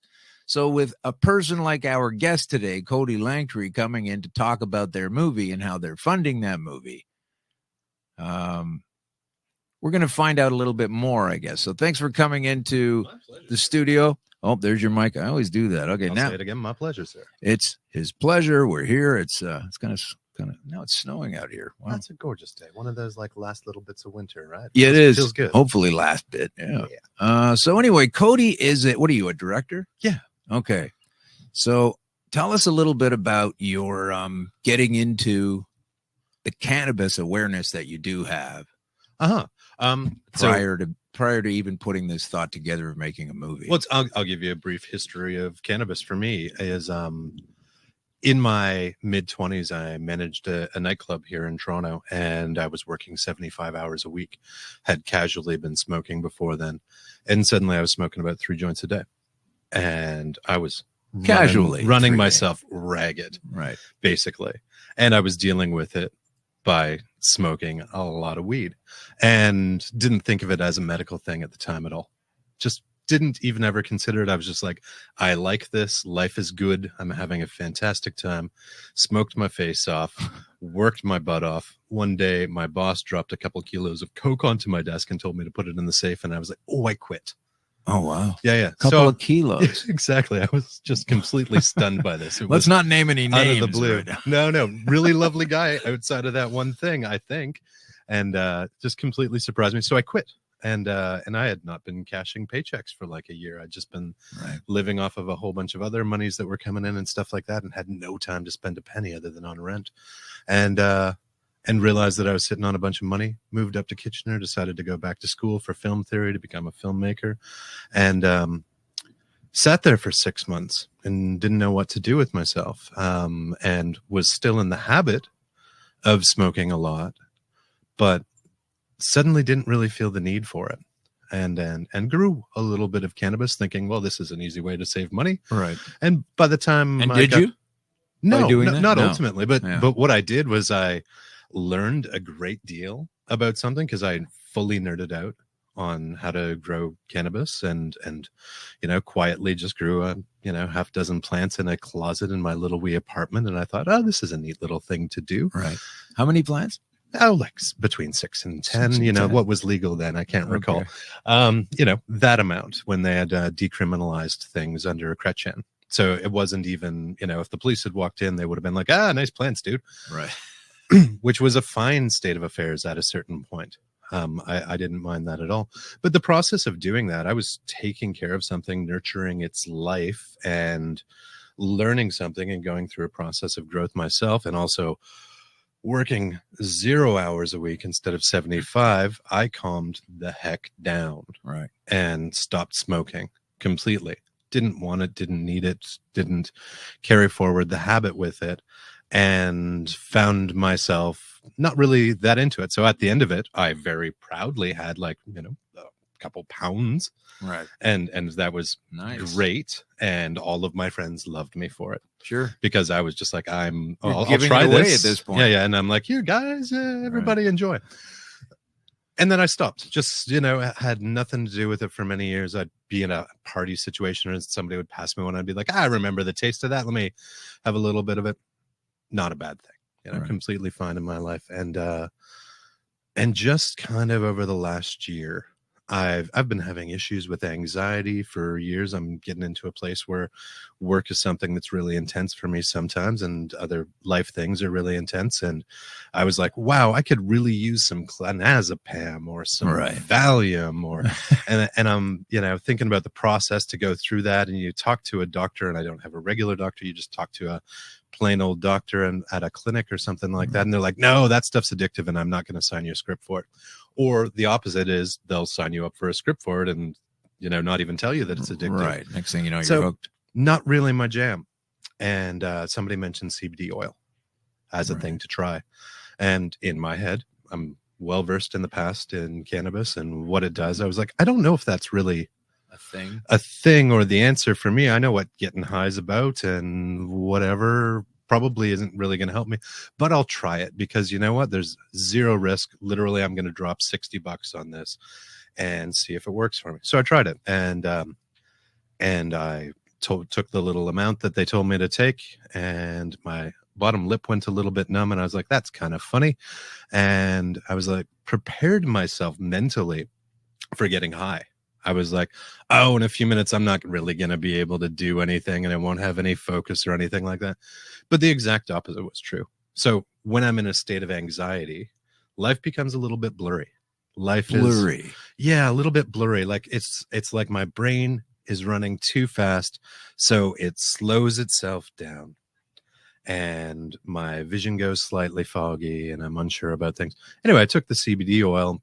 10 minutes later, I'm like, oh, hey. And was it I'm actually okay right now. An inhale? What was it again? No, it's just oil. So you just put a couple drops of it under your tongue, okay, that kind of thing. Or, and got the CBD hookah here. This is an amazing thing. Little puffer. That's pretty great. So that was your first time and you felt it right away. Yeah. Immediately I was like, okay, basically this is the equivalent of my having taken 2 clonazepam. Okay. And crunching them up in my cheek and making sure that they work really well. And what is that kind of drug? I don't know what that is. It's a loxazepam, oxazepam, lorazepam. It's a whole family of drugs that are systemic depressant drugs. So they stop your brain from over revving, basically. Oh, okay. But they're fairly highly addictive. And they bum you out because they're depressants, or no, they don't bum you out. Not depressant in that way. Just depressant in the manner of slowing down your brain a little bit. Like basically, my brain revs too high.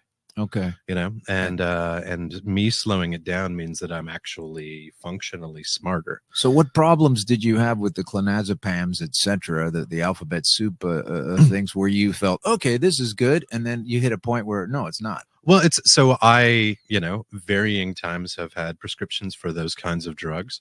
And I'll just be really blunt about it. Some of them make your dick not work. Some of them make you not able to be so happy in life. Some of them, it's kind of, they're levelers. So they take away the highs, they take away the lows, they take away the extremities of the things that you're going through in life, which if those are all extremely bad things, I'm not here to say that antidepressant or anti-anxiety drugs are wrong. I'm just saying for me, it took away a lot of the good things in life and made the bad things slightly better. It just kind of leveled it all out into a place where I was in your perception of things, and your perception of things in how other people are perceiving you as well. Like you're just kind of more of a bland person, and I'm not down with that. Give me one example of a time where you were anxious. Like I'll give you one. Sure. You're sitting in traffic, the road's not moving, and you're going to be late in 20 minutes. Totally. Have you had that? I've totally had that, but anxiety is also a larger issue that changes your base state. So it's not just a bad moment. I think every human being can have bad moments where we're like, oh man, this is messed up and I don't know how to deal. But if you have that kind of sensation, but spread over a more important or larger life issue, and you're wound up like take one of those and spread it out over an entire month. And what it means is that your base state is more anxious, and you're more likely to, in bad moments, completely lose it. And you're more likely to just just have a hard time dealing with just things like getting a traffic ticket and thinking about it and thinking about it and thinking about it. And can I pay this? Do I have enough money? And this, it makes things like that turn into the biggest thing in the world rather than, oh, here's the credit card, deal with it. It's anyway. So, I was just feeling that out because you did take those and it did kind of go that way. And then you're doing the same thing later for CBDs for the same kind of anxiousness. And how did that go for the you? exact same problem? I took the CBD with really low expectations of it. I just thought that it was a thing that's worth trying because somebody told me that it was worth trying, and had really profound results. I sat down to work after I took it, and felt really good and really excited, and actually was writing something, and everything just flowed, and I didn't feel high. I didn't feel like I wasn't me. I just felt good and okay, and my brain was sharp. Not clouded by a drug, not anything else. And it was a really good thing, just instantly. So instantly, like taking a Valium or something like that to deal with being on a flight. It allowed me to manage that little bit of time. Wow. And since then, I've discovered that if you take it on the regular, it brings down your base state of anxiety, which is the whole problem with this disorder, is that it keeps increasing, right? And makes you more prone to having panic attacks and stuff. So CBD is bringing down the base state to the point where I can handle crazy shit now that would have destroyed me for days before. So that's when you're taking a regular drug like Zoloft or whatever, some kind of thing in that zone.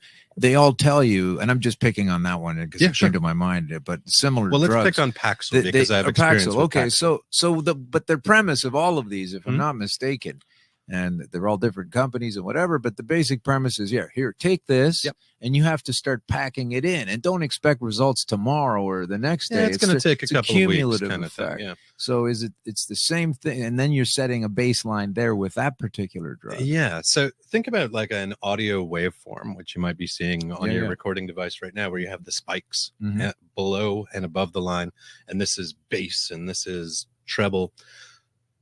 Paxil's going to take that wave form and compress it like an MP3 compresses it, from less the high end quality to the of top life. And it's going to take away the spikes, whether they be the really good spikes, the crazy good orgasm, or the oh my god, I just accomplished this, or whatever. And it's going to numb those out. And it's also going to take away the really bad shit. And so I don't tell anybody that these drugs are bad for them. I just say that they weren't necessarily good for me, because I think those drugs do save some people's lives. Yeah, I'm sure there are. And it's fantastic. But for me, I was losing the really good stuff and losing the really bad stuff. And the middle wasn't really as good as the middle could be for me. Right.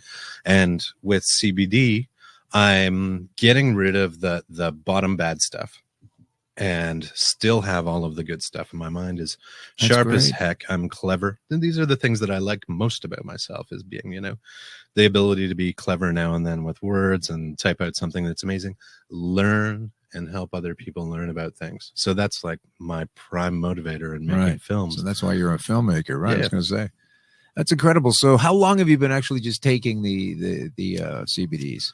It's that way, probably between 8 and 10 months. 8 and 10 it months. Might be as much of as a year.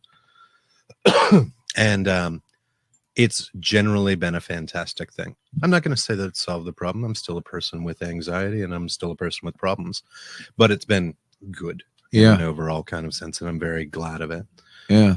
So the movie then is in a state of tell us where it's at in its life and production. And it's obviously not finished yet. Well, so every once in a while, I'm lucky enough to live a life where every once in a while something really frustrates me or looks completely wrong, and I kind of see most people miss it. So I have the opportunity to have looked at the coming legislation for cannabis in Ontario, and I looked at that and I was like, whoa, okay, so this means that this CBD oil that I'm using on the regular, benefiting from wonderfully. Made a decision on my own without a doctor, did my very good own research and stuff like that. And I'm not saying we shouldn't have doctors, and I think doctors can give good advice on these things. But you know how you feel at that point. Yep. You're saying, I know that this has worked for me, and I know through some research that there's nothing wrong and that nothing can go wrong. There's no way of, like, if I had a glass full of it like this and drank it down, it might make me nappy. And take a lot though. Yeah. You can take a whole bunch more of than you'd CBD want to oil. spend to take a nap. Oh hell no! Waste a huge waste of money. But so ultimately, there's no real downside to trying CBD, and at that point, I hadn't really focused on the THC and other aspects of cannabis or anything like that. But I'm looking at this law, and basically it's saying that the product that I've been using and buying from really lovely folks around the corner of my house that keep a nice clean shop. Vicky, the criminals. Yeah, Vicky, that you've she'll be. We're gonna dial Vicky up shortly. Excellent. So Vicky's there in the shop, and I walk in and high five her, and she hands me a little vial of CBD, and I walk away, and it's all lovely and safe and clean, and everybody's nice and cool, and then the provincial government is saying, here's how the laws are going to be soon.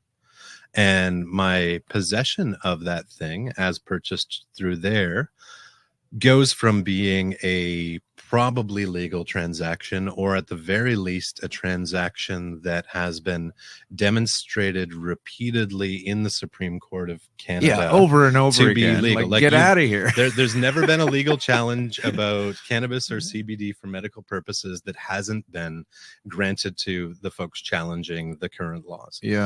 So this is where I look at it as that's legality. That's legality as dictated by the Supreme Court after a great deal of consideration. And I'm looking at these laws, and they just make no sense. Like, literally, when the law comes in, that transaction. This is the Ontario law. Okay, right. That transaction that I'm making with the lovely Vicky to buy my CBD oil with a little hint of THC in it becomes a transaction that can be punished with up to 2 years in jail, and up to $200,000 fine. Yeah, because that's like, okay, so if I was growing a pot plant in my front yard and smoking it and saying, cops, come and get me right now, the results of that are actually fairly minimal. They come and lay the most charges that they can, and the judge throws it out of court. But even if the judge takes it super seriously and gives me the max, it's not very much. It's compared a little to this fine. liquid solution. And if I do it 5 times, it's still like under a year of jail time. But when the law changes for legalization of cannabis, so this movement forward that we're supposed to be having in Canada, it becomes that my crime is all the worse. It's and this is a substance, and it comes right down to there's all these laws, all these legal challenges. They've been doing this forever. You've got the Parker ruling. They keep going back to the trough. It's the same old nonsense. And this is a substance that helps people. These folks are monsters. Exactly. So I decided that I'd make a movie about it. Like, instantly, I was just like, this is preposterous. Made a Facebook post. I'm lucky enough to have, thousands of Facebook friends, and a couple of them are watching this. Hey, guys. But I made a Facebook post and basically talked about it, and a whole bunch of people inboxed me. A couple of people commented on the Facebook post. So this is an important differentiation. Okay. A whole bunch of people reached out to me quietly and said, I am a user of medical cannabis. And I'm like, oh, did you get it from your doctor? They're like, no, I did some research. I talked to some friends. I went to a dispensary. It has completely changed my life, Cody. Oh my God, this is so good. People that are shedding tears of joy over the difference in their life that this has made with epilepsy. That's the anecdotal thing again, because 100%. People say what you're saying is I've got a similar story. Somebody else has it. They just keep saying it's anecdotal, and they don't pay attention to the fact that there are hundreds of thousands of these anecdotes. Well, there are. It's a two-way thing. There are hundreds of thousands of these anecdotes, and we shouldn't ignore those.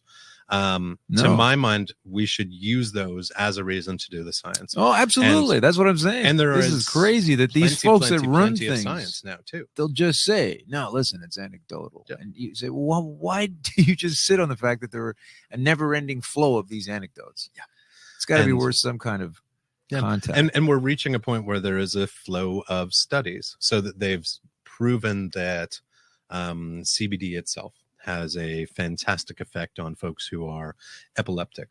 It doesn't make epilepsy go away. It makes the seizures stop for children, who are suffering from Dravet syndrome or Dravet syndrome. Yeah. For anybody that's dealing with these kinds of issues, it's worth trying, because Absolutely. the negative is pretty close It's to the fourth zero. door, folks, for cancer. Anyway, it's the fourth door. That's what I call it. That's the one that I would like to see a lot more research in, because to my mind, the risks of not doing, not doing the chemo treatments that they want you to do when you go in to see the doctor, the risks of not doing that is death. And I think it's important to differentiate there what is proven and what isn't. I want them to prove it. Let's get testing. Let's go. Come on. Go all out and invest all of the money to make that happen so that we can make this change. Yeah. And I believe that there's a super good chance that this functions in the way. And I'm glad it functioned for you. Like, that's an amazing thing. I'm glad you're here. Me too. It's every not every day, but every once in a while, like 2, 3, 4 times a week now, I'll just be sitting there going, I'm not supposed to be here, man. Yeah. That's and sometimes with some of the shit I'm going through, I kind of wish I didn't make it, but at least you can laugh about it. At least I can laugh about it. Yeah, that's the only thing that keeps you sane at this point. So listen, I want to say that is it Smythe or Smith? I think it's Smythe, but I'm not certain. Yeah, it looks like Smythe. I spoke with her yesterday, but I didn't get the pronunciation, but it looks like it must be Smythe. And she is a location manager for a dispensary in Hamilton, the town where Cody is also from, and putting this film together for us. And she also went to see Kathleen Wynne. So she's my sister, as well as being, because I did that back in November on the anniversary of my diagnosis. So I got a special kick out of that. But I'm not the only person who's running these flags up for the poll for these politicians. Vicky Smythe, this is great that you're on today, because we're gonna play a bit of this, and we're gonna get Vicky on the phone for a second too. All right, so here is Kathleen Wynne, and here is Vicky speaking to Kathleen. So good on you for getting her attention in the first place. It's not easy to do. So let's see if we can. Maybe you'll be able to hear this one, hopefully, out of the side. So here we go. This is Vicky Smythe here, taking on the premier of this province.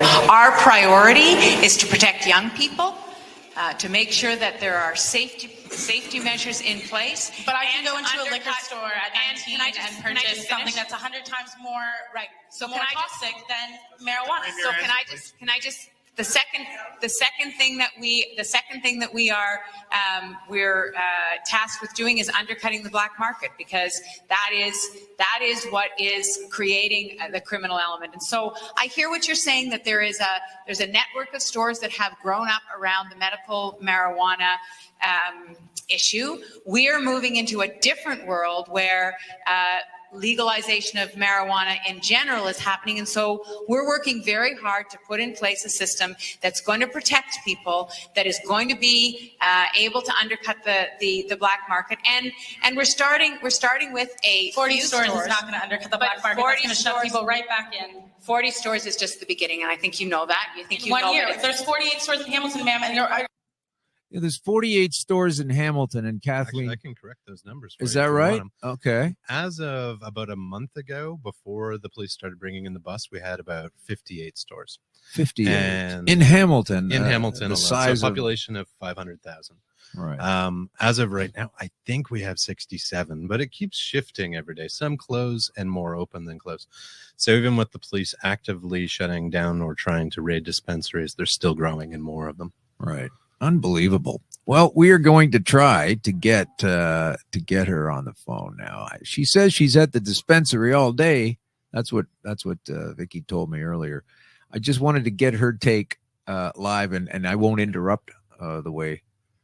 That's a bit of a clash. You go up against these people. They've got an agenda. For sure. I broke down the speech of Kathleen's. We won't have time to get to it today, but it circles around. It doesn't really finish what it's doing. It's very defensive posture, and we'll talk about There's it later. There's something important about the language that's used there. Yeah, it is. And it's like a spell. Even the first press release by Trudeau about wanting to legalize in Canada, the most used words there are street gangs and organized criminals. And the only thing that makes folks that are selling cannabis into criminals is the law. You Exactly. know, it's not a moral No. problem because they're doing a generally good thing, as my experience shows me. But, you know, so they're organized, which means that they've discussed it. Right. Organized But- criminals. and they just came in and said, So we're okay, doing this well. we don't like that you're doing this, so you're a criminal, and we'll arrest you, and now we're going to do it, and we're not criminals, and it's okay that we're making money on it. It's a perception. Exactly. You know, it's just a perception, and people have to stop. You know, where is this democracy they keep talking about, where most people want to do something, and but it's never running like that. All right, so let's call up Vicky on the phone. Hopefully she's there. Let's see if I can swing my earpiece out for you. Dean Hamilton. Is that Vicky? It is. Yeah. Hello. How's it going? Good. How are you? Good. We're just talking about you on the show. I feel like you're I know. a I'm sister. watching. Oh, good, good. Well, hey, how's it going? So, you saw what we played then. What was your Yeah, I did. I saw. What was your technique to get the premier's attention, even in the first place? To I didn't really have a technique. I just raised my hand and hoped. But I think the fact that I was different in the age range, I think that kind of made me stand out a little bit. Oh, good, yeah. And how did you feel when she was telling you her answer? Well, they weren't very good. They were very scripted, right? Like she wanted to kind of pander, which is what she's continued to do. She just wants to seem like she's got it under lock, but really she doesn't have any idea what's going on and what our community is facing right now. Yeah. So, okay, well, tell us a little bit about where you work, and tell folks where you. Listen, Hamilton's in a bit of a crosshairs right now with the crackdowns. Toronto took it for a while, and it's kind of a war zone, right? I mean, right. No, absolutely. Yeah. So access. Hamilton, we were doing well. Our PD was, for the most part, leaving us alone, and until I guess there were a few that were getting hit, and then back in February, in the middle of February, they hit pretty much all of us, and that included MMJs, Eden, Pacific Coast. So they were really at that point looking to get really a lot of the medicinal dispensaries. What happens to the cannabis they take? Frankly, I've seen some of the numbers that have been reported on the Toronto Police website from dispensaries they've taken, and I quite frankly think those numbers are extremely low. That's been reported, the cash and product. I think that I don't know where a lot of that product's going, to be honest with you, and I think that we should be asking. You're saying that the amounts that they bust and take in the amount that they're reporting, money, I think, is different from the amount they're actually taking from dispensaries. Yes. And by different, you mean lower because they're taking more than that. Yes, I think they end up taking a lot more product out of the store and cash, and a lot more for some reason seems to not get reported. And these are just from what I've seen the numbers to be. But if they're rating Toronto and saying they're getting away with $3,000 on a Friday night, I've got something to tell them, and that's that they're lying. Right. Okay. So yeah, I just wanted people to understand these numbers. They're so gigantic. I used to have a stand-up joke about it when I was doing the oil thing. And I said, now I know everybody wants to know, where do you get a good quality pound of pot on a Friday night? And the answer is a police evidence storage locker. But hurry up, because we joke about that all the time. We say that police office parties are probably getting a little more lit nowadays. So, okay, so when you're in one of these dispensaries that gets busted, have you been in when you got busted? I haven't, actually. So the day my dispensary was raided, I was not here. It was a day off. It was a Tuesday. It was just a normal day. So we had my two bud tenders in, and they will basically bully you into giving somebody's name up, or they will pick one of you. They'll pick one of you to be arrested, to give them the information, be it the safe numbers or what have you, and then they will arrest and try to place charges on at least one employee, it seems. Good. And then they take which is just a waste of money, because we're seeing over and over that these are getting dropped. I just don't see why we're wasting these police resources. Like in Hamilton alone, we've seen riots literally on our streets in the past couple weeks with no arrests. People are getting stabbed, and this is where we're putting our resources. And I think people need to get upset with this. Like, this is where your tax dollars are going to. Well, it sounds likely to me that if the process seems to be now that let's just arrest everybody and grab everything, and then the judiciary later releases everybody, that maybe it's just about grabbing the things. But there's a thing. It could be, okay. and I don't know that for sure, so I don't want to make any allegations. No, but I'm saying it's worth a look at, huh? Yeah. Let's talk about the costs. I absolutely believe. I think they need to be way more transparent in this battle. I think they need to be very open with what they're doing. Right. The fact that they've just recently kind of released a number via tax dollars of what they'll be spending, which is $40 million to shut down dispensaries. They should have been telling taxpayers that the whole time. Yeah. The taxpayers had a chance to decide if that's where they feel like the money is appropriately allocated, which it is not. We have so many other issues facing Canadians right now. This is not one. We are here helping people. This is not where our police resources need to go. Yeah. Well, you know what I like about you is that you're the antithesis of the cartoon version of the stoner that works in a place like this. You're obviously on top of your facts. You're very crisp. You're getting your point out. You've got an obvious emphasis on it through the enthusiasm of working towards what is right. And it comes through. So, this is you're just the way you're speaking is another counterpoint to the official narrative. But hey, I'm sitting here with Cody Langtree now. I don't know if exactly. Can you hear anything? I can. Yeah. Okay, so Cody can hear you. Do you know Cody, right? I do. We've met each other at a few events. We've been to a few of high society supper club events together. So yeah, that sounds good. So you know about his movie then. I do. Yes, Dispense With. I'm very excited. It's great. It's a really good way. It's just we need more platforms. That's exactly what we need is more people talking about this. I don't really know why we're so afraid to talk about this. We need to start yelling, honestly. We've been a very passive community, and it's time for us to kind of say it's our time. It is. Hey, do you mind telling me if you spent any time answering questions or speaking with people after you were done with Kathleen Wynne? Did people come up to you and say things at all? As a matter of fact, yes. And that's kind of one of the things I get nervous about is that I'm going to go into situations like that and people are going to look at me and they're going to be like, oh, great, it's the pot girl. And she, but it's not like that at all. Like afterwards, I did have 3 individuals of different, they one gentleman, 2 women of all age ranges. And they thanked me.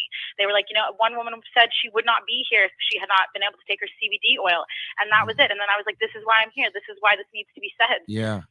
That's so cool because I'm starting to realize this now because I did the same thing you did with Kathleen Wynne at a town hall back in November. And I had people coming up to me afterwards and I said a lot of things to a lot of interested people and I'm still in touch with a lot of them. And I keep building this sort of awareness of folks who have all the reason to believe that, this stuff does have some, for lack of a better word, magical properties to it when it's hitting so many ailments and illnesses at the same time.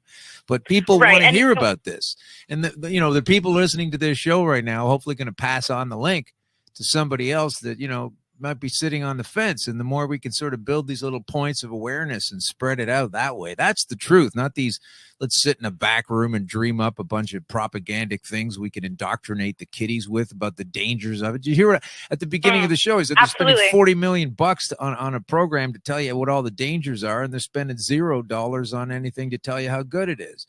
So, Right, exactly. And another thing is that I know this is going to be a really unpopular opinion, but I just think we need to start being honest at this point, and we need to stop using the save the children argument. I'm sorry, but there are children who benefit from this like all the time. And I'm not saying, roll your 16-year-old a doobie. I'm saying look into cannabis as a medicine for your child.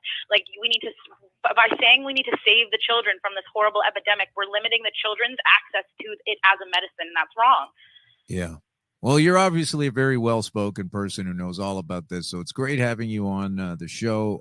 Cody is sitting here now. Are you going to pop down there later and get something from her? Actually, give a question for her? Last night. I saw Vicky last night at the dispensary, and it was, they're really friendly, lovely folks. So just to take a moment to talk about Cody wants to what happened. We're going to do that with Vicky. Yeah. Okay, so Cody wants to say something here. I don't know if you can hear him or not. I can. Okay, perfect. So to discuss what happened with the bust of Eden, where Vicky works, is basically that took, and we know these numbers from looking at how they were doing busts in Vancouver, and the police department there has been very open about it. It takes about 2 months to investigate a dispensary to the point where the police can go in and do that actual bust. And it's anywhere between 4 cops and 8 cops, just depending on the size of the place, will rush in a quick moment and stop everything. And they won't. It's important that everybody know that they're not arresting anybody that's there for buying and not charging anybody that's there for buying, because I think that's scaring a lot of people away from dispensaries and keeping people away from Absolutely. getting their They medicine. very rarely go after clients. That is true, yes. They're looking for one person. What they really want is the owner to lay a charge on so that they can stop the dispensary from operating. So that's an interesting thing to know.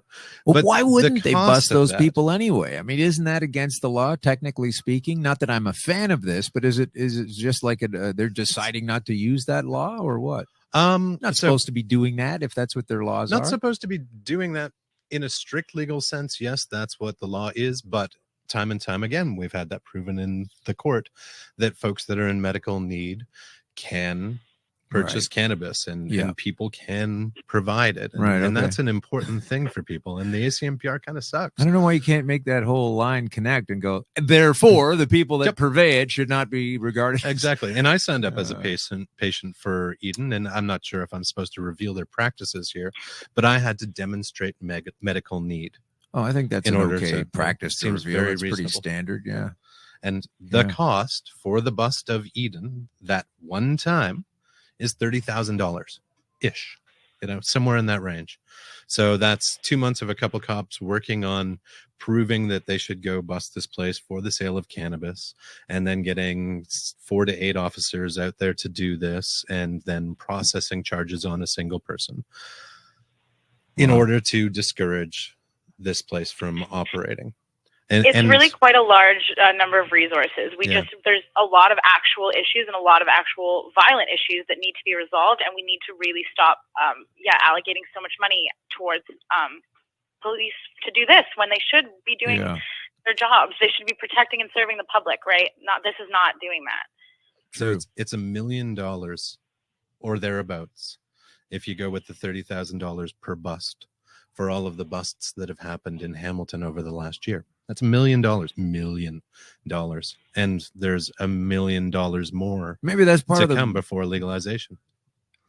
Maybe that's part of the education package as well. Through busts. And that's another thing too, is the government really needs to start being more open about the fact that this all derived from awful propaganda in the 1930s, and that they made people fall for it via racist propaganda, and they need to come out and they need to say they were wrong. It's not about us, getting a little bit. It's not about us getting an inch and they're giving us, a mile or whatever. We deserve this, and we need to stand up and we need to say it, absolutely. And that's all. And we're owed an apology, and the victims of prohibition, and that being families that have been ripped apart and what have you, they deserve we need to force something that as well. on right now. We need to force that right now. We need to push that very notion. You just said that right there. We have to push that through. We had Stephen Harper, Prime Minister, in some measure apologizing for the native school scandals of years gone, decades gone by. That's what he was apologizing for. They have Mark Saunders, the police chief, apologized for the raids on the gay bathhouses 30 years earlier. It's always a different police chief that's saying these things. And those reparations have been, made, at least articulated. You're absolutely right. We have to go right down the throat with that. That's absolutely. Absolutely. It's something we just need to, at this point, stop being passive, because being passive has gotten us nowhere, and it's gotten us to continuous unfair cannabis laws. And now it's got to be a point where it's a fight. Yeah, that's absolutely true. It's nonsensical to continue with these notions that are so, like you say, you're selling the stuff, and that's okay if a medical person needs it, but not to be able to obtain it. It's just ridiculous. But we know about these things from the 30s, and Harry Anslinger. We'll do a little bit of that at the end of the show. I'm going to thank you for coming on, and we're going to have you on yourself sometime. I want to hear all about your business and what you do there and how it works and how it should work, because it's not going to reflect the current government model. Which absolutely, absolutely. Thank you guys so much for having me. And anytime you guys have my Instagram, you message me anytime. I'm always down to yell for the cause. And what is your Instagram? So it's Vicky.ElizabethXO. Yeah, but you spell Vicky tricky, don't you? I spell it a little tricky. It's Vikki. Vikki, just one I? Just the one I in my Instagram, I believe. So I might be wrong. I think there's 2 on my Facebook and 1 on my Instagram. So I don't know. So you don't know if your name, you're not really aware of how many vowels you're actually touting around there, what did you say? Well, my actual name is Victoria, but I've been Vicky since like 16. So. Okay, well, you can have as many eyes as you want. Keep them all on the prize. All right, well, thanks for coming on. We'll talk to you again soon. Thank you very, very much. You guys have a great one. You're welcome. Take care. Bye-bye. She seems really nice. Oh, she's a darling. Huh? That's cool. So that's what they do in dispensaries is they just do the business of dispensing in a way that people understand based on a decades old model going back to, why mess with that, especially when you're coming up with $650,000 logos. Like I don't trust the planning mind. It's interesting that all dispensaries are not equal. No. And they could be if they like all dispensaries out in Vancouver are going to be operating under a set of regulations. All of the dispensaries in Ontario right now are completely unregulated. And you've got places like Eden, where Vicky works, that they pay their taxes. They want to have regulation. They're actively working and meeting with the city of Hamilton to try to get regulated. Eden, one of the things that I've noticed is that they won't sell edibles because that's illegal under bylaw in Hamilton. So no matter how you process the edibles, it's still an illegal thing under bylaw. Right. And a lot of dispensaries do, and I've got no problem with that. Doesn't it just so there's a certain margin that Eden's at. They're kind of at the high end, really nice place. They're not blasting music or, and it's not a crazy environment. And then you've got like kind of a lot of the, and that's kind of where MMJ is and stuff like that. It's a professional corporate store, and that's great. It suits my needs. And then you've got what are these other places like? Because there's Village Dispensary, which is kind of like it used to be the cannabis culture dispensary in Hamilton. So it's open by a Supreme Court legal injunction. It might be the only technically very, very legal dispensary in Canada at this point. I'm not really entirely sure, or at least in Ontario. And they serve medical needs only. And it's a little bit more casual, and they have a broader selection of things. I can't really speak for them as to what they're offering directly, but or you get in trouble. That's exactly that's your classic cannabis place vibe. Yeah. And as we've all seen cannabis culture go through their busts and stuff like that. So that shifted ownership and is a different kind of place right now that is legally open. Wow. And that I won't deny it at all. There's a couple places, and I've been to 100 dispensaries at this point. I counted the other day, came and toured like 50, 60 of them in Toronto and toured a bunch in Hamilton. And I've been to a couple where I felt really uncomfortable. I've been to a couple where I thought, whoa, these are just people that are setting up to rake in some cash, and it doesn't look like they're selling something that's a good product, and I'm not okay with being here right now. Little antenna picking that up. Yeah, it's just a vibe that you get, but that's not what the majority of them are. The majority of them are professional, presenting and looking cool and having a good time. And you watch how the people that come in interact with the people that are working or owning these places, and it's community. It's how was that last time? How did that work for you? Did that help the pain that you were in? Because they're stepping into the place where they know they should be doing it. Yeah. It's not quite a clinic. They're not quite doctors, but they're people that genuinely care and do have a lot of information and knowledge that has been acquired collectively by a mass group of people that have worked towards this legalization process. And in Ontario, they're getting screwed. Yeah, that's for sure. Ontario is definitely it. So where can we get a hold of you when you're doing your stuff? Like you've got your website, you've got the film, you've got other films too. Yeah, we're waiting for We're a film company called Hamilton Scene. That's SEEN. Right. So we're at hamiltonscene.com. I'm Cody Langtree on Facebook. But right now we are Dispensed With. So it's at Dispensed With on Twitter. It's at Dispensed With on Instagram. These kinds of things. And the movie, the Indiegogo. There's an Indiegogo campaign. We're trying to bring together a little bit of money to help market this, and we're in the process of making it right now. So we've got, a half dozen interviews down, and we've got another 18 more to go. Right. I'm shooting this right now, so we might include a little snippet of my conversation with you into the film. And it's all a process of learning. And what we're doing is we want people that see this film to understand how to protect themselves, because we're not going to stop this law. This is basically what you're doing is, and what I'm doing is basically the counter propaganda to what they're going to be putting out with the kids standard, like Vicky was saying about the kids, you know. Oh, the street gangs and the organized crime. They're all coming for the children. Yeah, that's what it is. And why do we have a black market? Well, because we're assuming control and stricture. That's why you have a black market. You know, we got to take it to Portugal, where they just decriminalized everything and they put all the allocated resources that they would have been spending on policing to the harm reduction, which was far less, because now you don't have all the social problems going along with the usage. I would ask anybody that's listening to this and thinks that we're doing a kind of neat thing with trying to educate folks and help medical patients and help get some more real fact-based knowledge out there in a way that makes sense to people, not just reading a study, but talking about it and talking through it and talking to the people that did it and talking to people's in dispensaries and talking to medical patients about what their needs are and what their fears are. If you like what we're doing, check out the Indiegogo campaign, share it with folks. And that is and tell them that you think it's important. And the website for that is? There's a link at dispensedwith.com. I think it's igg.at/me/dispensedwith is the direct link. Okay. Well, that's good. Indiegogo. Cody Langtree, thanks for coming. Now, when pleasure. Give me some of the timeline we're looking at. So how long is it going to be, do you think?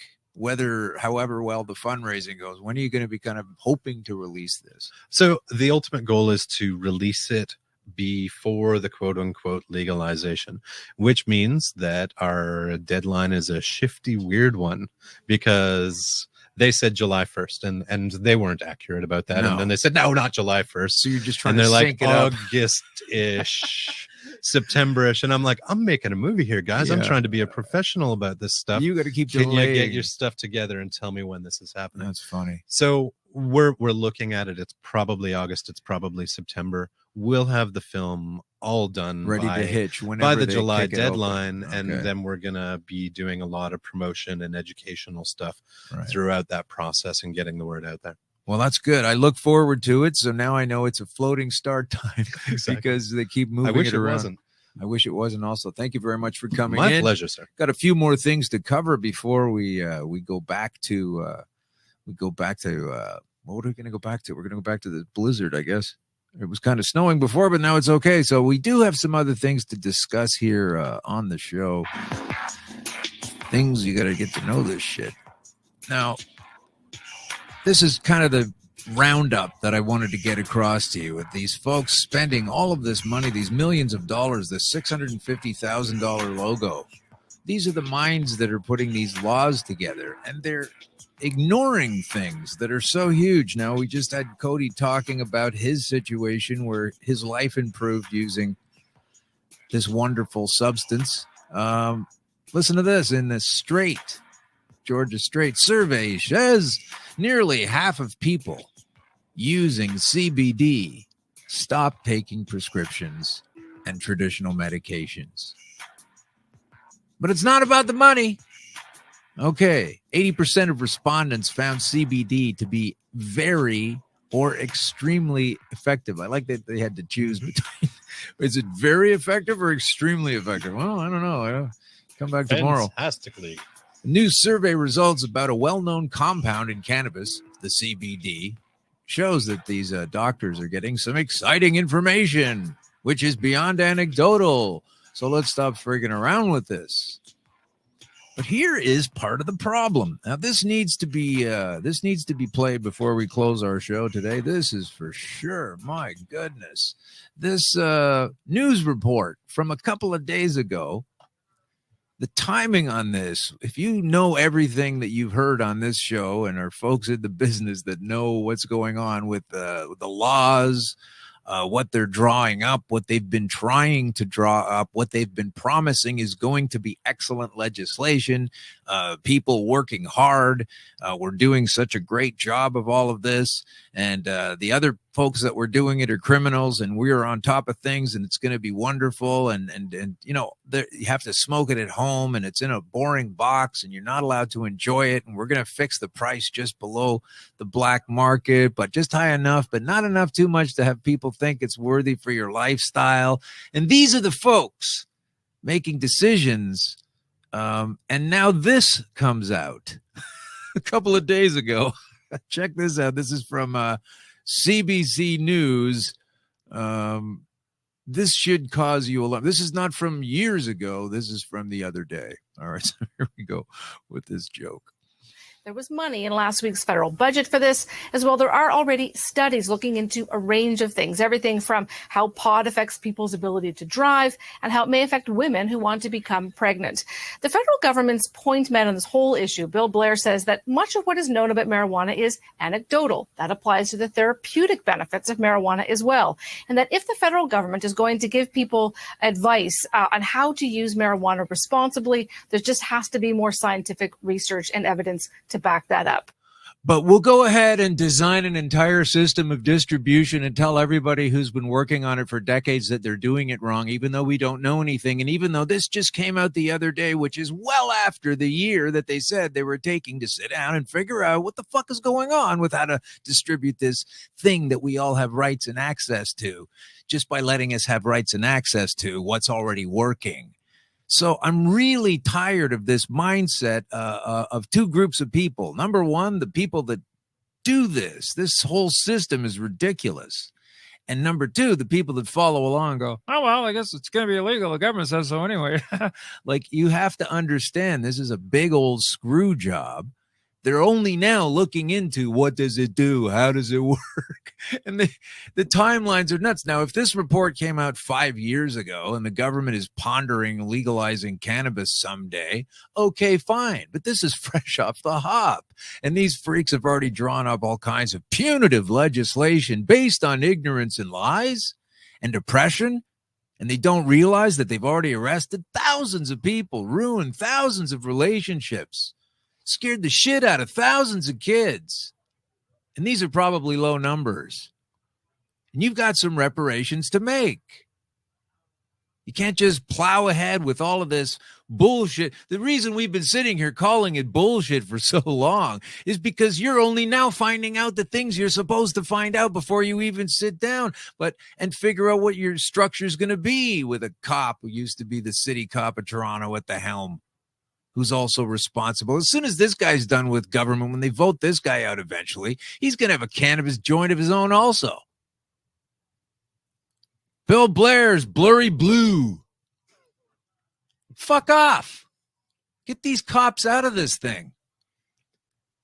It worries me that I could barely hear that through your headphones, but what I heard in that serious news story was the word marijuana over and over again. So like, and I've learned this, and I'm not saying everybody should know this, but marijuana is a very bad word. And it's a racist word. Yeah. And I've noticed that you avoid using it. Most of the people that I've talked to that take cannabis seriously avoid using it. Yeah. And yet serious news outlets are using it. And this indicates their level of understanding and their level of knowledge about this. Right. And we're hearing folks that are, trying to run for premier using the word marijuana. I know. And I mean, it just makes me crazy that they're not educated enough to understand that. So how can we trust them to educate the public on these things? It's incredible. They're so behind the times, but they always are. Right? I mean, look how long they've been racist towards people of color. Look at, why is that going to change? This is the same thing over again, right? Mm-hmm. Anyway, a couple more pieces to get through before we get through. I just want to give you a quick preview of what we're going to be talking about next week, among other things. But just a few salient points I'd like to drop based on some of these things of the day.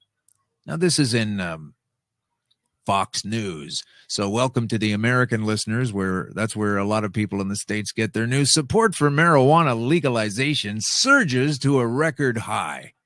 Now, forget the joke about high. I'm just trying to tell you that democratically speaking, most people want this. Now, here's a scumbag alert. Here's a fella. His name is Paul Kenward. He's the husband of Victoria Atkins MP in England, and she is the UK drugs minister, and he grows cannabis for a living. This is in clear-uk.org. Kenward is a managing director of British Sugar, which grows cannabis under a contract to GW Pharmaceuticals at its 45-acre greenhouse in Wissington, Norfolk. Or Wissington, probably. Wissington, go get some cannabis from the Sugar Shack. As confirmed by British Sugar, the cannabis is for production of epidoliolex. I don't know what it is. Don't take it. GW is epilepsy medicine, which is understood to be 98% cannabidiol, or CBD. So they got a crazy way of going about it, but there's a conflict of interest there. So you've got people in government with conflict of interest. You've got cops and former cops who need to be making reparations and helping folks that know what they're doing in this business of dispensaries, etc., enhance their production abilities so that they are, as Cody said earlier, folks that care and want to give you the right thing and understand how it works, as opposed to a fly-by-night operation whose only means to exist is in a black market society. So we've got guys like that. Now we got good guys too. I've been digging trying to find a good politician on this. It's tough. And so I found one in Tennessee. This is the Speaker of the House. And this guy says states need to stand up for medical marijuana patients. Now he's doing that, so I'm going to give him a pass on using marijuana as a term, because he probably got a Tennessee accent while he says it too. Yeah, so that's pretty cool. This dude, Brian Terry, is going to hopefully pass legislation, and he's a Republican, look at that, to allow oil-based medications to be prescribed in Tennessee. Now, you can't believe Tennessee is going to surpass Ontario in its ability to proffer a healthy substance such as this. So why is this all also taking longer in the Senate, do you think? Why is the Senate taking a little bit too long, maybe, and it's going to be uncomfortable and no one's exactly sure what's going to happen at certain levels? I guess it might be because in herb.co it says the United Nations has just warned its member states, including, I guess, Canada and America and most places, to keep recreational cannabis illegal. So they're going to be breaking some kind of treaty, according to this UN report. You got the date on that treaty from 1964, I think it was? Something like that. Yeah, 1964. There's going to be a revision of the treaty, or there's going to be and hey, you guys know what it's like to break a treaty down there, don't you? You guys know exactly what it's like to break a treaty when it's the natives. So maybe that's what's going to be happening this time, the other way around. And the folks that have access to this wonderful plant are going to get to continue to do so because it's a healthful substance. And if you're concerned about folks hurting themselves on it, then teach them what's good about it and how it actually works. Otherwise, what are you trying to do but rake in money from some kind of purveyor, some kind of slammer of information that is designed to line a pocket at the expense of others' freedoms. And that's not too cool. We've caught on to it. We're aware this is what's happening. And thanks for Cody for coming in today to tell us about his film. My pleasure, sir. Absolutely. Thanks for Vicky at the dispensary. Thank you for listening. Thank you for entering contests. We have more at Green Crush Pod. Or on Facebook and Instagram and all of these wonderful social things that are doing things. And we're trying to spend as much time on that as possible, as opposed to having AI, if that's worth anything to you, as much as possible on social media. And we do answer our comments, tweets, Twitters. And we do have more guests coming up. And when I thought this might be a 6 to 10 show venture to get out what I thought I needed to get out, I didn't realize how deep into it I was getting. So I'm going to try to keep going with this show. I want to thank Kim Sakamoto, my producer, Danny Menlo, my producer, the three of us. And thank you for trying to open your mind, at least be open enough to maybe even help yourself out and realize that a plant can actually save your life. We just had a rotten nightmare, that's all. Now we're awake and everything's going to be fine.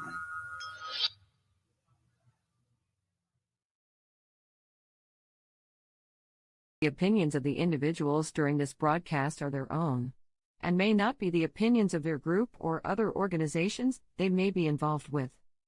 All medical advice during our broadcast is not